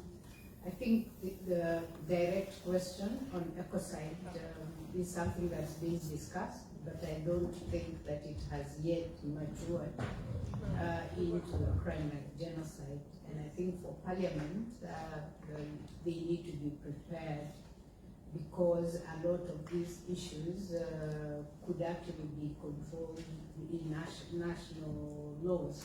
So parliaments need to be prepared and to protect people from fear and from want. Thank you, Patricia. Okay, any comments, any answers? I have one for the small arms and light weapons question. I think that, as I always say to many problems, is take a gender approach, as in the structure, but also representation-wise as well. One case I can refer to among many where this has been proved an effective strategy is in Mozambique, when the civil war ended after the decolonization process. Women were a huge part of the disarmament process. It's not really well known, but they started many artistic projects actually where they built art out of weapons. So I think adding women is always a great approach to that. Thank you, Michaela. Any comments, please? Yeah, thank you very much. So I'll comment also on small arms and light weapons, because it is vitally important. The flow is creating incredible problems around the world in terms of impact, human impact, but also impact on conflict resolution and societies and democracy. Because when you have, in conflict areas, arms flowing in, where those who receive the arms gain greater power and dictate their ways over more democratic and inclusive models of dealing with the issues. So it's really important. That's why we really value the partnership with Parliamentary Forum on Small Arms and Light Weapons in producing the handbook for parliamentarians on disarmament for security and sustainable development, because we saw how important it was. I also know that Helen Clark, when she was the head of the UN Development Programme, she brought in arms control into many of the development agreements she was developing on a country-by-country basis. She believed the old practice of the different departments of the UN operating separately was not workable, and that you needed to bring in the intersectional ideas, and disarmament is something that helps sustainable development, again, for some of those same reasons. So the UN has actually improved its process with the UN Development Programme. It's not just papers. There are actually good programs that are put in place, and I've seen the reports on some of those where it has worked well. And that's why I was very happy that CIPRI brought in Helen Clark from her experience doing that as the UN head of the UN Development Programme into a new report on environment and peace, which also brings in some of these ideas of practical ways of dealing with this issue including different issues on it. And then quickly on the Russian climate. This is a really important issue. What we're seeing, and we just had a talk yesterday from Angeline Davidovna from the World Future Council on the event, who's from Russia, but who's actually now in exile, saying all the areas in Russia where they're now backtracking from their commitments on Paris. And some of that is because they are losing the technical cooperation that they had with the West on phasing out some of the bad practices. Also because of the economic impact, with the sanctions, Russia is now going to be, and will be in the future, relying more on its extractive industries to maintain its economy, rather than shifting away from the extractive industries to a much more green, technological and economy. So that's where we have to build cooperation with Russia on the climate change. And we can't allow this Ukraine conflict to block that and stop it, otherwise the climate is going to be really badly affected. It's difficult because I think, and this is where Michaela was sort of put on the spot a little bit, how do you deal with an aggressor who has launched an act of aggression, a violation of the UN Charter by invading Ukraine, and also the conduct of the military operations are horrific. It's war crimes, attacking civilian centres. So there's no way that we should be soft on that And that's where I totally support the efforts in the International Criminal Court, the investigation of the military operations and the war crimes, and that there should be individual responsibility for that. I also support the case in the International Court of Justice under the Genocide Convention, which Ukraine has taken against Russia. Those are very important, but at the same time we have to keep open the doors to try and find a way out of this horrible situation, which will include some type of agreements with Russia. We can't just block the agreements because of the opposition to the illegal and inhumane actions that they're taking. That's the idea of common security. It's not giving way to aggression, but finding ways that you can still deal with the adversaries in order to ensure that we can come out of this in a better way, as a better planet and a more sustainable peace. Thank you. Thank you, Ellen. Thank you, all the three of you. What an exciting input. I'm sure we all join and clap our hands.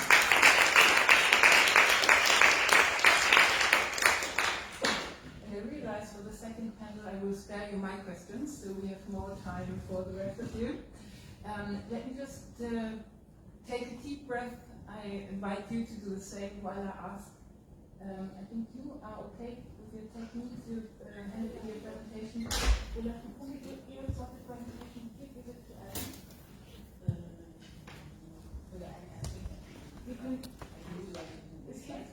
Ellen, you have, if you've got a stick, maybe you could take Olaf Tukumba's presentation to show. It's not okay, no, because I just want to forward it. Okay, so as you wish. Okay. So You have a PowerPoint presentation? Well, it supports my presentation, so it's not. It's just images. Oh, I'm sorry.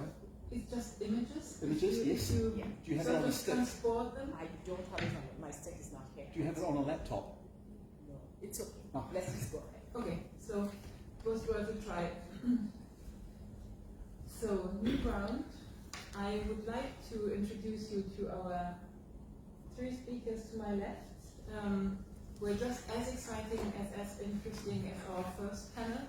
Let me, unusual, start the male guest, Jens Holm, member of the Swedish Parliament, former member of the European Parliament. Great that you are with us here today. Let me introduce you to Olatukumo Ige from Togo, founder of the, now, sorry, I have to fight with my technique. Founder of the Livingston Resource Center in Togo, and she has actually launched two very interesting programs, which is Eco Village and U-Trader, which is a program I thought was very interesting, waste to wealth transformation, very exciting. I'm really looking forward to listening to your ideas in the end.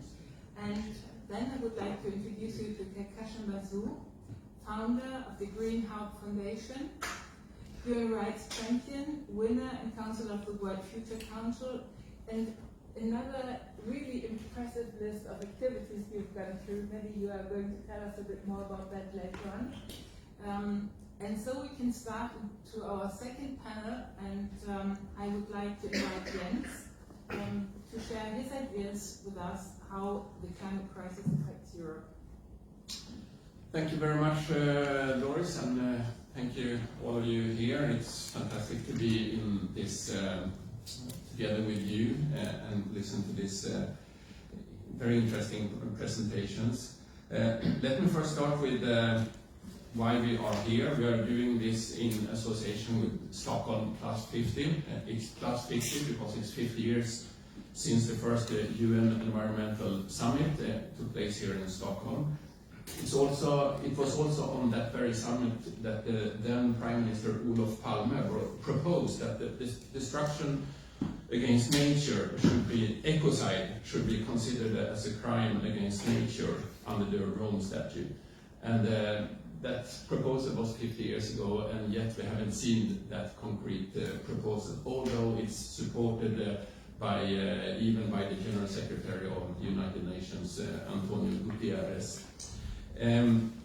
Perhaps we could discuss that a little bit later. As for climate change, Usually we talk about climate change as something that will happen in the distant future, and it usually takes place somewhere else, not here around us. And perhaps it is the world change that obscures the fact that global warming that takes place here and now, and that we are in a crisis, we're in a climate crisis. And we can have a look at our own continent, because usually, as I mentioned, we talk about what happens in Bangladesh, Southern India, South America, etc. But even here in Europe, we are very affected. And we can just go back to the last summer of 2021. That summer was a record of extreme weather in Europe. 2021 was the hottest summer ever in Europe. And at the same time, we saw a record in rainfall causing catastrophic floodings around Europe. Western Germany and Belgium had in one day in July the heaviest rainfall in one day ever. And that caused extreme floodings and ruined homes and infrastructure for billions of euros. In Sweden, 1 month later, in August, further north in Gävle, we had similar scenes of unprecedented rainfall and floodings, causing enormous destruction, of course. 2021 in Southern Europe, they suffered from an unprecedented heat wave with record temperatures in Spain, in Italy, in Greece. Sicily in Italy, for instance, had the hottest day ever in history, 49 degrees Celsius. In Greece, 2021, during the summer, the heat wave caused deadly wildfires, slashing more than 8,000 square kilometers of forest and homes. Spain had similar problems with the wildfires, also during the summer of 2021. And the heat wave seemed to repeat itself this year, as May this year became the hottest ever in Spain, with temperatures above 12 degrees Celsius above the normal. Should we be surprised about this? I think not. IPCC and others have for a long time warned us for rising temperatures and extreme weather. And this is what we see with the global temperature rise. And this temperature rise is just 1 degree above the normal. And IPCC say in their latest report that we are at the moment of a current of emissions on a 3 degrees temperature rise in this century. A 3 degrees temperature rise, a hotter world, well, that would be the end of the civilization as we know it in many places of the world. So we live in the age of extremes, and we have it here in Europe too. And as Patricia said before, it affects women and children even harder than the average. So what to be done about this? Of course, we must bring down the emissions, and we must do it very quickly. Fit for 55, as proposed from the European Union, yeah, that's a good first step. But we will need a Fit for 70 to 2030, with much greater emission cuts than proposed. Mitigation of emissions are crucial, but I think that we also should put more focus on the adaptation. Since the climate crisis is here and we need to cope with it now, could we, and there are many things that we could do. Could we, for instance, build greener and cooler cities where we preserve more nature and wetlands? Could we have a better preparedness for both wildfires and floodings? Sure we can. And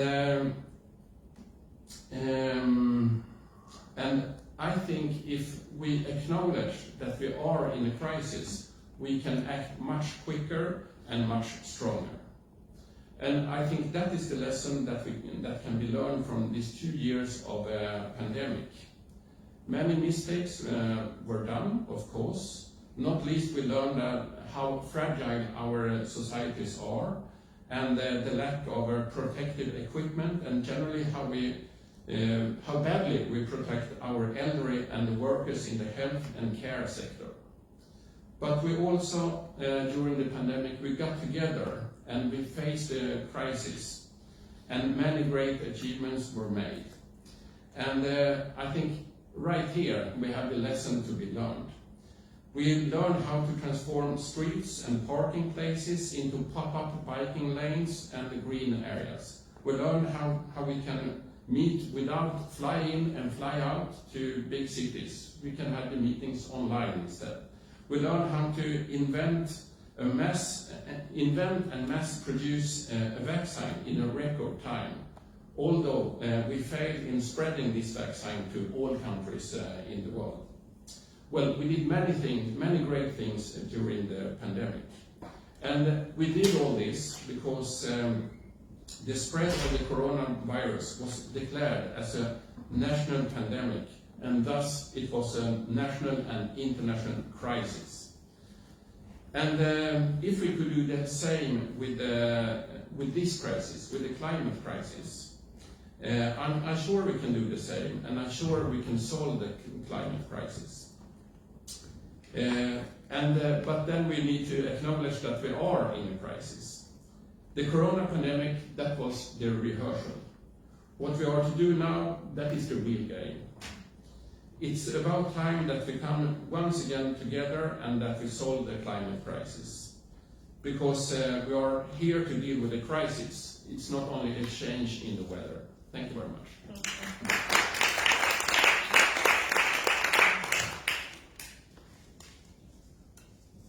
Thank you very much for your input.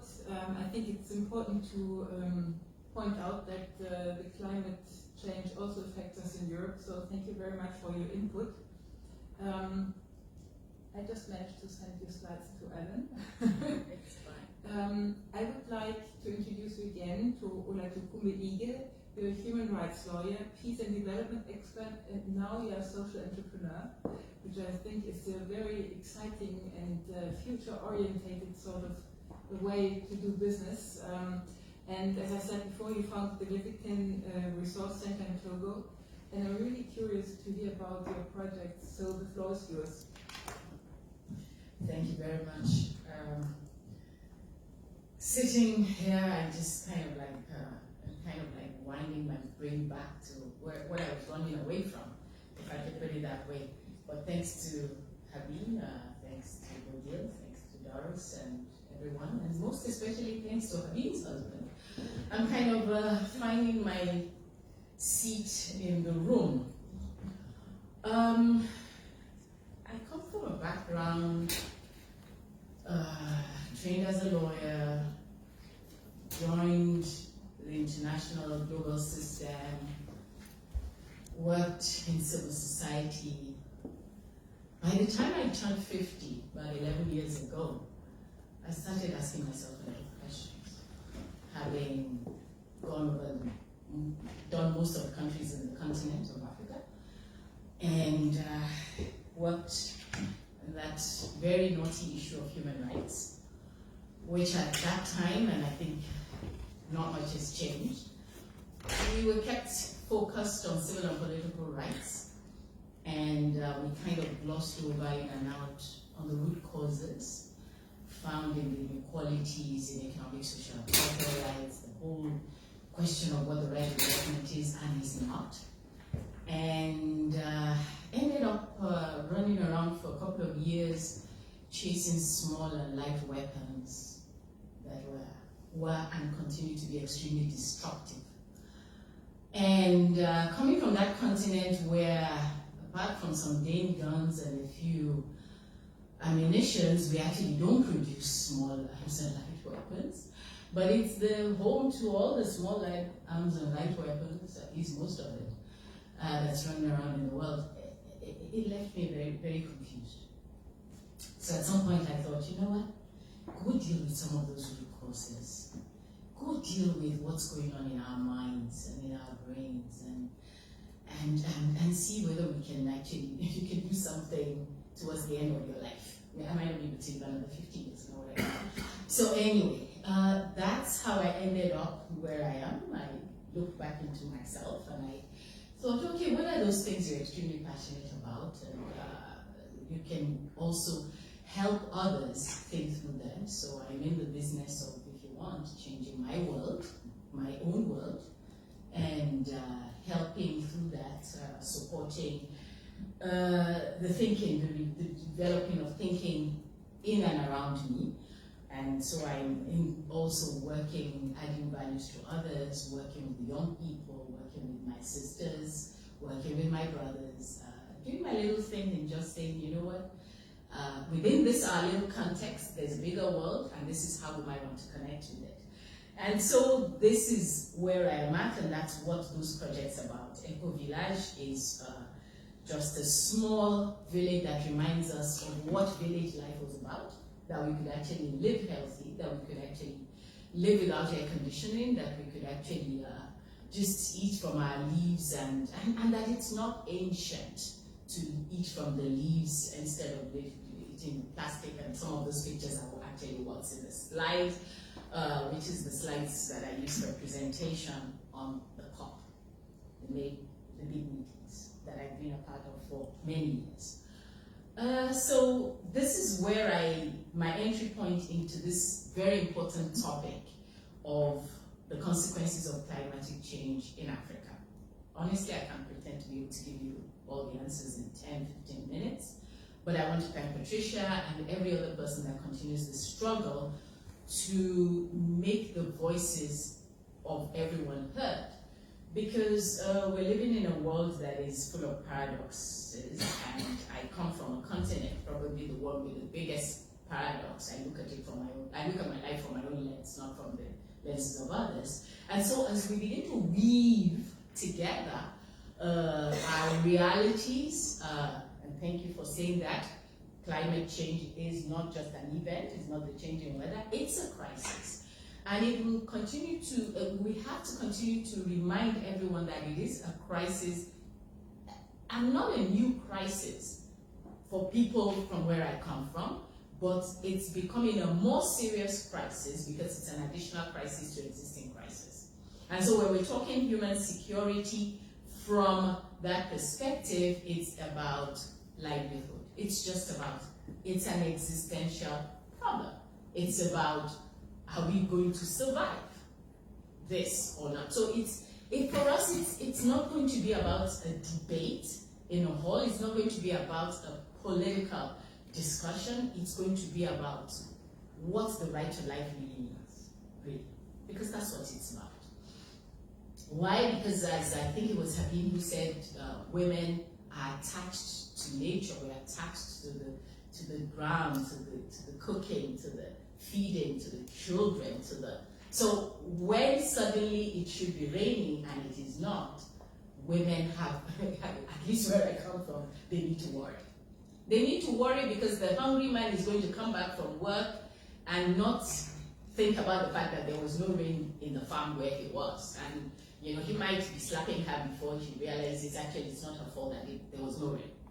Okay? So these are some of the realities that we're having to deal with and which we need to keep in perspective.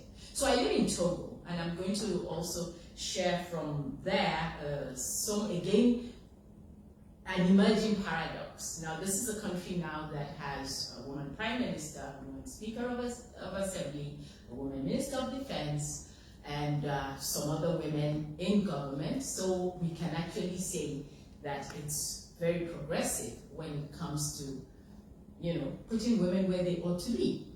And so now I'm asking the question from those sisters and from myself, so what will be our excuse if we don't get the tangible change that we've been looking for? And so now we need to think about thinking, the mindset, the imposter syndrome, the many things that come from our past, our present, and I dare say, maybe the future that we have ahead of us. So this is the Africa that I'm talking about. 54 countries with 54 different cultural, political, whatever you want to call it, realities, but a thread, certain common threads. And I think it's in the certain common threads that I want to place my few more minutes of presentation, where you're looking at a continent that has an increasingly growing population. I think think about 70% of our population today now is below the age of 30, hovering 30, 35, and a country in crisis. We're going from sub-Saharan Africa, it's terrorism and everything that you all know about, so I don't need to tell you. But the question is, how do you connect now the aspirations of a youth that is saying, okay, so yes, we know we have this, we know we have, okay, questionable governance according to some standards, because they are actually beginning to question the standards. I mean, you just need to follow what's been happening in Mali, in Burkina Faso, in Guinea-Bissau, and so on. Youth are beginning to question the democratic standards that they are being asked to follow. And I think it was about 10 days ago, the youth in Burkina Faso decided to take to the streets and say one country should no longer be in the country. So we are dealing with multiple crises that requires thinking. And it's on thinking that I really want to crave your indulgence that we look more closely at. So 50 years ago, when I was a child sitting behind my father's car, driving to a village, all we saw were greens, trees, and whatever. Today, all we see is rust, debris, and whatever you have. What happened? It's the same land that was given to us by whoever created it, for us to keep, for us to work with, for us to work on. What did we do with it? Why did we decide, if I can change my slide, to develop something called the ancient versus the modern, which now tells me that eating rice in the leaves with the egg and whatever is ancient. We now have to use foil paper and plastic to be in the modern world. Who did that? Who told me and who convinced me that I needed to do that? I will go to my next slide. So for me, it's about this sustainability thinking. It's a thinking that in Africa today we are grappling with. What do we do to get rid of those tires? What do we do to get rid of these plastics? Do we go back to what we had before, or is there something in us that must be able to say, if a tire has been used, then, because reduce the number of tires, it's almost impossible because we're buying more cars. But how do we then reuse? How do we then upcycle? And where in our developmental framework is the nexus between creating more employment through this kind of sustainability thinking and also working on the consequences of climatic change? I think that's where we are, and that's where we are going, and that's the thinking that some of us are putting in the actions that we are taking today. Because for us, there's an adage which says, to whom much is given, much is expected. So this much is the earth, it's our commonwealth. This much is the need for us, each and every one of us, to feel responsible for working on this. And for me, that what it means, sitting and having all the intellectual caps that I had or might still have, is to find the real meaning to SDG 17. What does it mean, international partnerships? What are we trying to put together in our collaborative or collaboration and the strategies that we're putting in place? It's going to my next slide. It's to look at the opportunities or the paradox that we're dealing with. How are we defining the concepts? Climatic change is real. And everyone needs to get involved in the debate. And we need to modify the language so that my friends who are planting trees, actually today keep planting them in Togo, and we're planting 1 million trees, who are busy planting, and they just planted mine and sent me a picture because I had to leave it to come here, who understand what we're talking about here in this room. Because each and every one of us has a role to play. Government will play its role, parliamentarians must play their role, international debates like this must have their role, but we must keep that language modified. So we need to decentralize and democratize the debate. Enough of the finger pointing. Let's democratize the debate, but in a way that allows for the right definition of democracy. Everybody's voice needs to be heard. And everyone needs to be on the alert and come to the table with clean hands. I'm a trained lawyer, so I know that he who comes to equity must come with clean hands. But when we come with biases under the table, when we come with, arrière-pensée, as the French would say, it becomes difficult for us to be able to convince our youth not to get to the streets, not to throw stones, not to begin to say different things to different people, and with all that we are all seeing. So for me, I think where we are in Africa is we're no longer cataloging our problems, we're looking for the solutions. And the solutions will come when we actually all start thinking sustainably. That this earth is not inexhaustible, we have already seen it, and that so many changes are going to happen. And we begin to educate ourselves and educate our children, and then also show practical ways of doing so. That takes me to my next slide. And so, climatic change requires real responses. Our relationships with one another and with the environment, the three R's that we all know. Equipping ourselves, because change is inevitable. We need to change our mindset. The other, somebody just talked about adaptability. What does it mean for me? Post-COVID realities. We lived through it and we learned so much. Why do we want to go back to our past after surviving these 3 years? New technology, some of us are afraid. I was.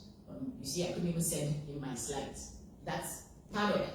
So what are we embracing in it? Today there's a debate over how we're going to get rid of all the masks that are now littering our streets that are added to plastics. Renewable energy. Who is proposing what to whom? And this whole concept of leadership, where we're all going to agree that it has to be from me to we. I have to make a change. And then I can convince somebody else. But if nobody sees my practical examples of being able to do that, I think the Africa of tomorrow might be even more violent, even more dangerous for us than the one today.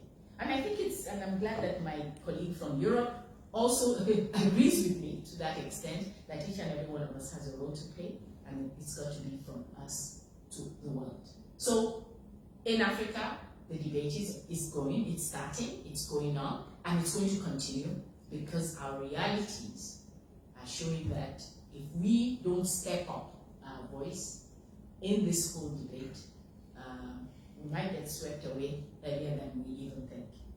So this is where I would like to stop, and I would like to say a very big thank you for the opportunity given to me. So U-Trader, all we do is to try and do a practical reality of that. We work with plastics, we work with tires, we work with tono, anything that we find litters and is not biodegradable, we try to collect them, we try to turn them into other things, upcycling, reuse, and we're promoting it in the country and building networks with other people around the continent now, so that we can start doing small things to get rid of the problems while the good discussions are happening in Sweden, in Glasgow, and in Egypt, and wherever else. Thank you.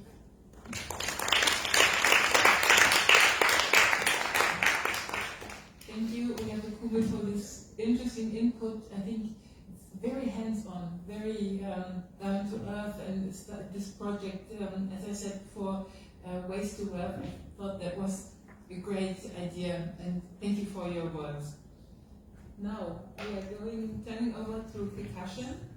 As I said before, the founder of the Green Hope Foundation, UN Human Rights Champion, and I'm really interested to hear from you, what are you doing with your foundation to share your ideas with us?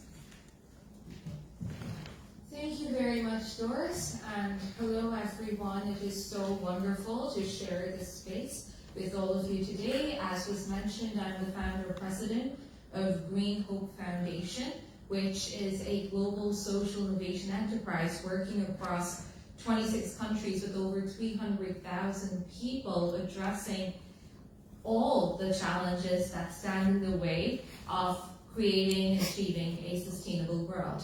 And we will be turning 10 years old this year. Now, 7 years ago, in 2015, my team and I started working in the Sundarbans, which is the largest mangrove forest in the world that spans the coastline of eastern India and Bangladesh. And this is a very forest-dependent community.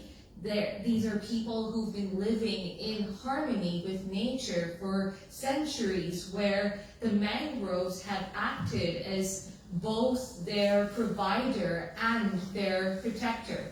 And they've lived this way forever.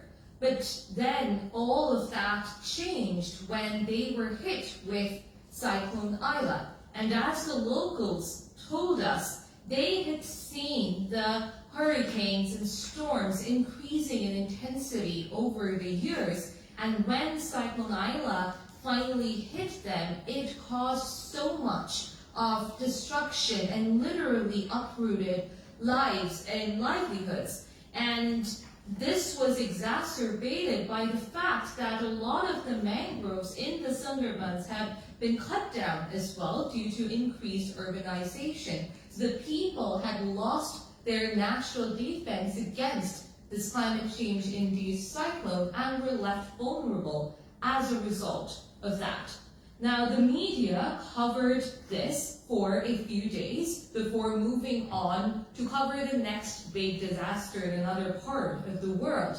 But when we went there, when we started to work with them, we witnessed firsthand the continued deprivation, death, and misery that still plagues them.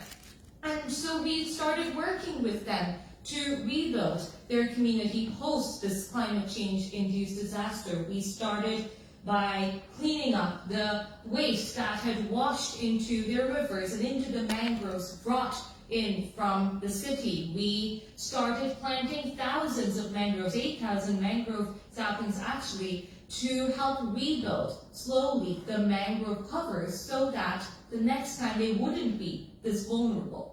But we understood that it took time.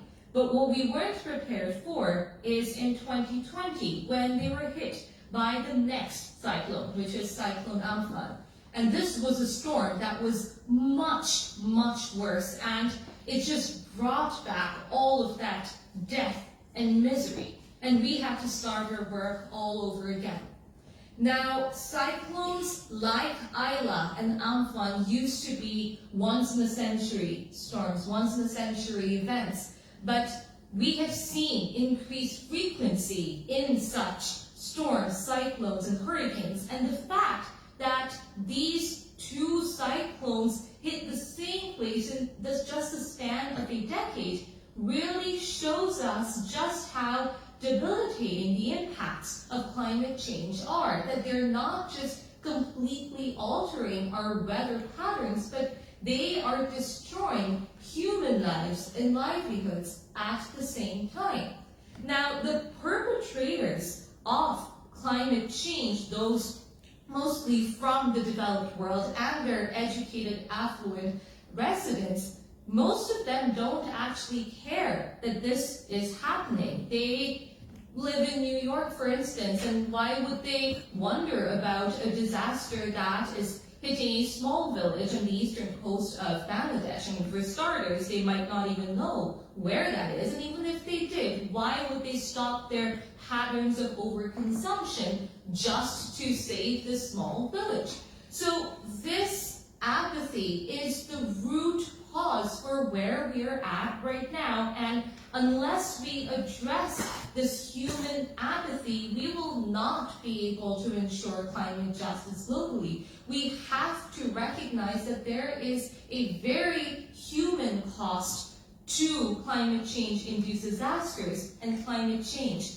And that is the essence of our work at Green Hope Foundation, where we work globally to ensure that this human cost is recognized so that people understand that it's not just about some abstract carbon levels and something that's going to happen in the future with regard to climate change, but something that is a more intersectional human issue that brings together myriad social determinants from gender, race, sexual orientation, socioeconomic status, education, where you're from, and it brings it together to really address these environmental, social, and economic challenges with that singular human and planetary lens. And what we, of course, recognize working at the ground level, something that has been reiterated by all of my fellow panelists, is that, of course, there is a disproportionate impact on the women, children, and the girls whose vulnerabilities are just amplified by climate change-induced disasters. So as we move forward now, it is absolutely imperative that we don't look at climate change as a separate issue from, for instance, the feminist movement. We need to understand that these two go hand in hand, that our human rights, fight for human rights, is very much relevant to climate change, because climate change is affecting our human security every single day. So that is why we at Green Hope Foundation work so hard on feminist climate justice, to use that feminist lens to understand these unique lived experiences of those affected by climate change who were suffering from this insecurity as a result of climate change. So Green Hope Foundation is one of the Action Coalition leaders of UN Women Generation Equality Forum, Action Coalition on Feminist Action for Climate Justice. And here we try to bridge the gap between the grassroots needs and policies so that feminist climate justice and the relation between climate change and gender inequality and the amplification of vulnerabilities is recognized at all levels of policymaking, just as it is at the grassroots level. Now, what is really important for us to also understand that this is happening every single day in all parts of the world, and it has been happening for many, many years. And data has signified that women are 80% more likely to be displaced than men in times of a climate change-induced disaster. So moving forward, what we need to understand is that we have to start viewing climate change as an issue of human security. Now, do our disaster response mechanisms take into account all of these intersectionalities? No, of course they don't, because if they did, we wouldn't be here where we are right now, where people are still dying from these disasters, despite us knowing that they are going to come and there is an increased frequency. So we need to be able to address this from the human and planetary lens, to understand these unique lived experiences of people from all across the world, so that we can truly ensure not just climate action, but climate justice that really safeguards our future. And what is happening with regards to climate change that is threatening human security is, as again was reiterated by the panelists, is not something that's just a faraway issue anymore. It is very real, and all of us are feeling its impacts every single day. In my home province of Ontario, just last week, we were hit with one of the worst storms that we've ever seen, that left 10 people dead and that left thousands without power. And I can personally speak to that experience of how horrible the storm was, because myself and our Green Hope members were actually caught out in the open when we were on our farm, caught in the storm, and we were able to feel the force of the winds. And for the first time in ever, honestly, a lot of people around us were able to understand what climate change actually feels like. So I started with the Sundarbans, and I'm ending with Ontario, and these are the climate change-induced disasters just in the span of a decade. We need to understand that climate change is very much affecting our human security, and what I am afraid of is that this is just the tip of the iceberg. So our destiny is in our own hands. It's just time for us to wake up and act before it is too late. Thank you.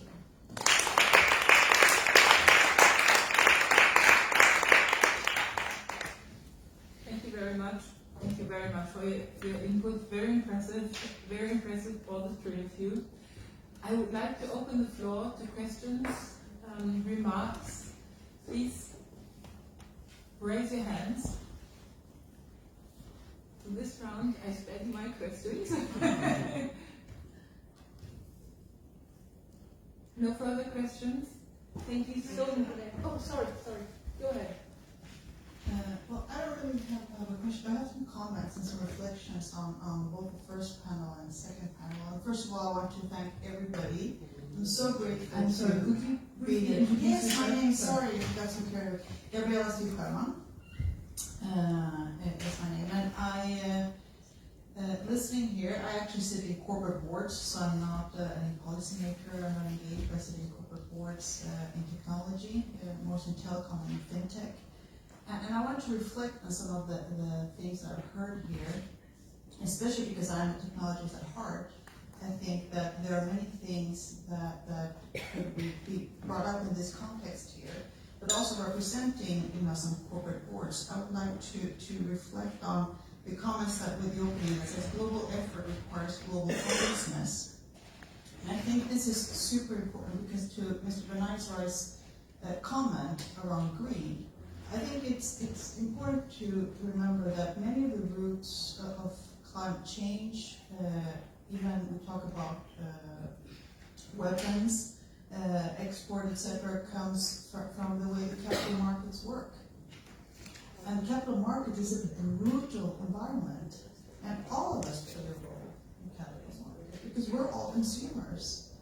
And I think that until the day we have policies that enforce more transparency and awareness of what we are buying, and that that different companies meet these metrics, we will not see real sustainable change. Because then let's face it, all of us, when we go and buy a product, how often do we really reward the product that, although it's more expensive, it is because it's meeting requirements of fair pay, equality, and environmental metrics. Some of us maybe do to some extent, but not everybody, but also because there's no transparency. So this is a reflection I take with me, that I want to work more on making sure that many of these ESG goals are not only a tick in the box. I spoke to Aurora about human trafficking. Corporate responsibility is super important. But I also think for many of you here that's so passionate about these questions, you should also think about the root cause of corporate world and capital markets and what can be done around policies there to create more transparency that really rewards those organizations that work to try to meet these things. Thank you. Thank you so much. I was sort of stuck at the feet. Please go ahead. Yeah, I just wanted to add to that. Yes, absolutely, we do need policies in place that promote responsible consumption and production.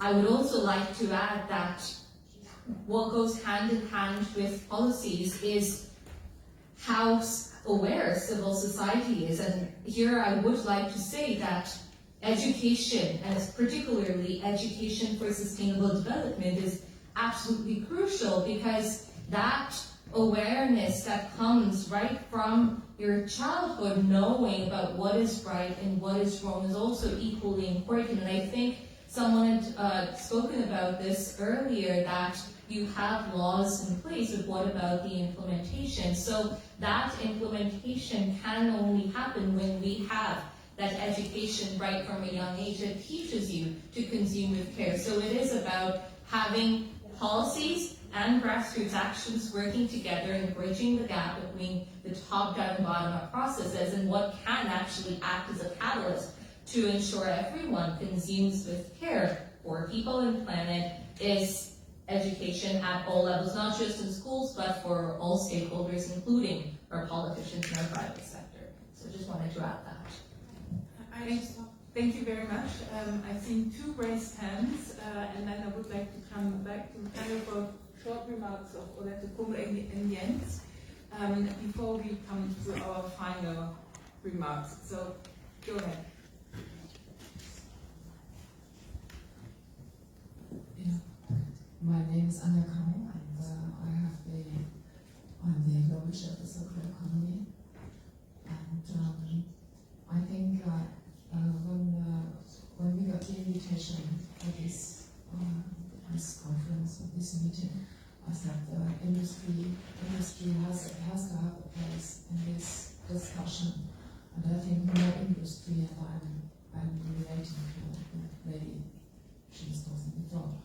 more industry has to take part, because that is finally a drive.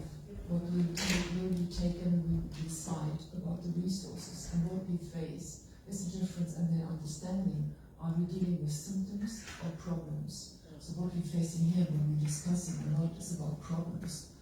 We should go more to the problems and less to the symptoms, because climate change is only a symptom, and we know about that a long time. So that we're running out of resources is a reality. The war connected, and what we say about Ukraine, is only an effect, and it will be more and more.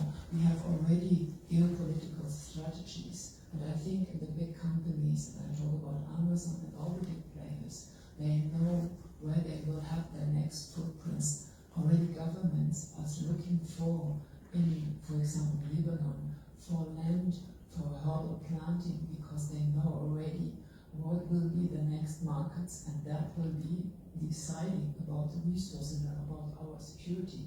Our security is dependent on that. So having industries on the table, at the table, that is one of the most important things from my point of view. And the capital market, as you said, that is only an effect. Effect is that our understanding is running around money, how the money flows. I'm coming from the capital market, that was my first career. I know about shareholder value. Long time ago we started with the policies and the governmental, and it was only because of driving policies, because we're running out of at that time, protection of children and workforces, changing of workforces was coming into discussion. And now, 10 years before already, we've been running out of resources, and we had the first circular economy movements and concepts, but it was only because we were running out of resources. So it's not that somebody's understanding that is really needed. It's only because industry face that there are new markets in that, and that they have to have their footprints in different areas. And as long as governments are corrupt, they will not change anything, and not even industries will do a change. So the problem, the question for me is how we implement more women in the final decision-taking positions. And that is, I think, what we are going to do as well, and what I'm very thankful for this shares, because I think then we have a big chance to change things.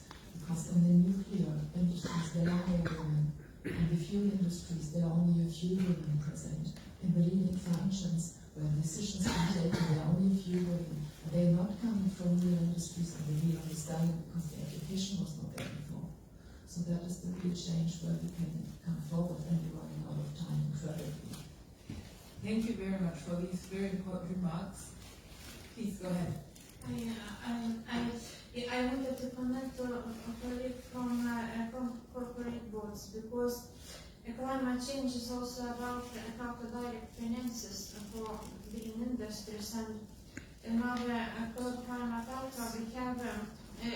we work with climate analytics, with climate models. And now we're building one model, so-called climate alpha evaluation model. It means how to find that alpha, that hidden component in the financial sector, in green financial investments, which would guarantee good return on investors, on investments, and ensure a flow of capital to green technologies. We have some Wall Street investors, etc.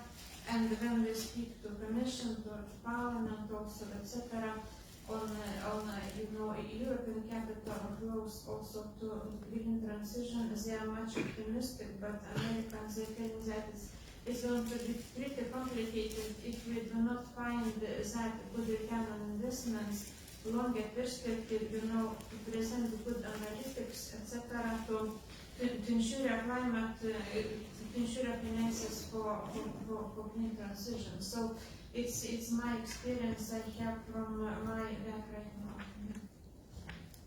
Thank you very much for sharing your ideas with us. Jens and Tukumo, have you two short final remarks? Yeah, very short remark. I think This is why we need politics. That is to regulate production and trade and capital flows much more than we have done today. Politicians during the last 3 or 4 centuries have been trapped in a free market economy where they don't dare to touch industry or capital flows or trade, etc. For instance, the tires that you deal with, or the chemicals or other stuff that are dumps in developing countries, it should not be acceptable. It should be banned, of course. Many times it is banned, but it's not implemented. So I think politics need to step up and take responsibility. As for the capital, we have, as you mentioned, our pension funds. For me as a person, it's impossible to make the correct decision because I don't have all that information, and I don't think anyone really has it.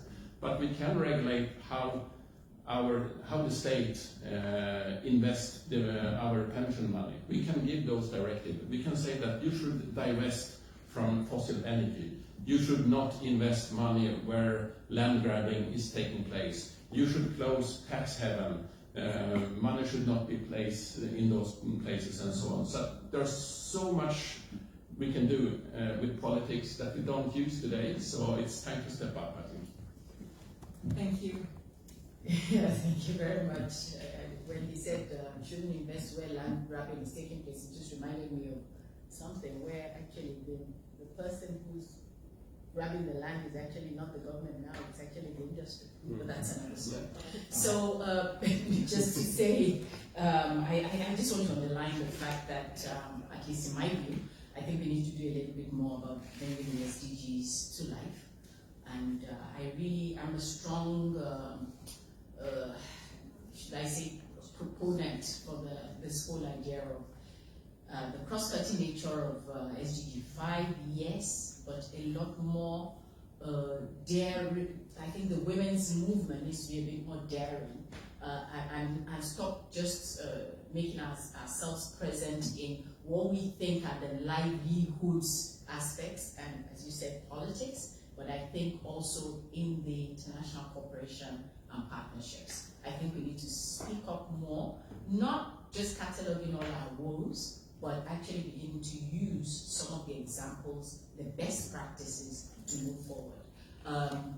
We've spoken so much about how we should be there. Slowly and surely, we are getting there, but what's the impact? We need to start promoting the best practices amongst ourselves, and let's start calling a spade, not a big spoon. Thank you. Thank you. Very briefly. Yeah, I do agree with all of that, and once again, just to respond to the other questions, I would like to reiterate how much education is the key, whether we're dealing with nuclear disarmament, climate change, or gender equality, or interlinkages between and amongst all three. It is really important for us to instill that empathy for people and planet from that very early age, so that our generations grow up to become empathetic, responsible global citizens. I think we forget that governments and industry are also made up of people, and if you educate the child from an early age about what it means to consume with care, to take care of each other and the planet, they're going to grow up and change those institutions because they have that awareness and empathy instilled in them from a young age. So you teach a child to hate, the child will hate. If you teach a child to love the planet and each other, they're going to love. And I think that is extremely important, and it will also prompt us to turn that education into action. It's really enough of just talking about it. We do need action, because if we don't, then we may soon see polar bears under palm trees, and that would be disastrous for all of us. Thank you. Thank you very much. I know my role is being a moderator, but reflecting your remarks, I would like to share a private item with you. I'm just running for a new job, and as you said, Olaf Kubo, you looked back and then you thought, what are you going to do with the rest of your life? I'm running for the job of head of public policy and ESG, so I will be doing, hopefully, what I'm really passionate about, connecting people, and looking after our planet, looking after sustainability questions. And the company I'm working for has set up the goal to become CO2 neutral by 2030. And I hope I can then take responsibility for really getting this through. We are coming into an end. Please share photos you've made today. Please carry our messages into the world from this room, everywhere you came from. I think it's very good if we as women take our place and raise our voices. It was an honor for me to be invited to guide you through these 2.5 hours. Thank you so much for asking me. I met a lot of inspiring people, and I hope I will meet another set of inspiring people the next 2 days. And I must say, all of you contribute to making me believe in the future.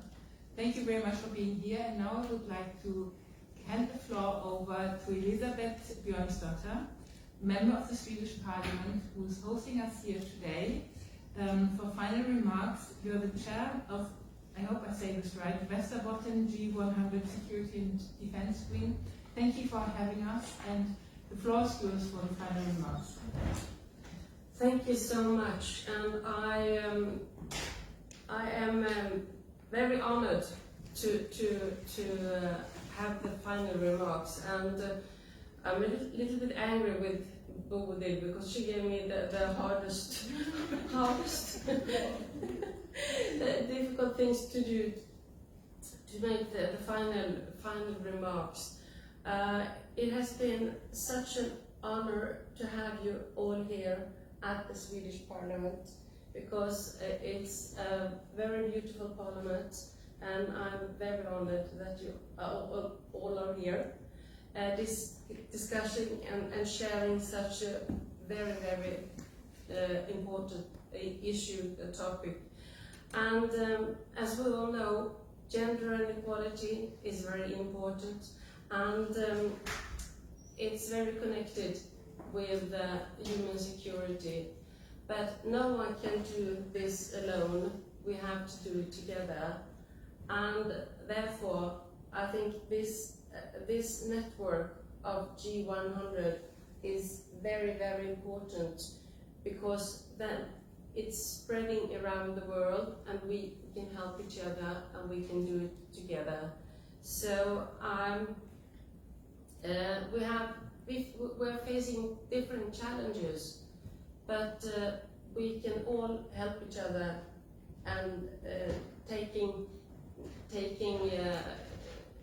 a group and doing this to moving forward and making this a better world for all of us.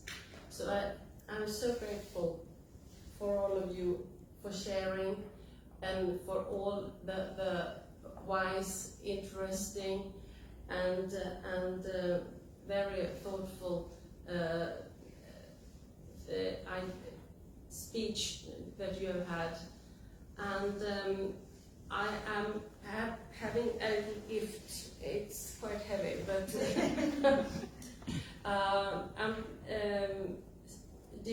I'm going to give it to the speakers, and after that I'm offering you a short tour around the Riksdag, and about after 12:30 you can have lunch at the restaurant downstairs. Bodil will show you, and I will unfortunately leave you because I have meetings after that. But again, I thank you so much for coming to the Swedish Riksdag and sharing all these interesting and so important topics. So thank you so much for coming to Sweden and to Stockholm, this beautiful city, and sharing these important questions. Thank you again, all of you. Thank you so much.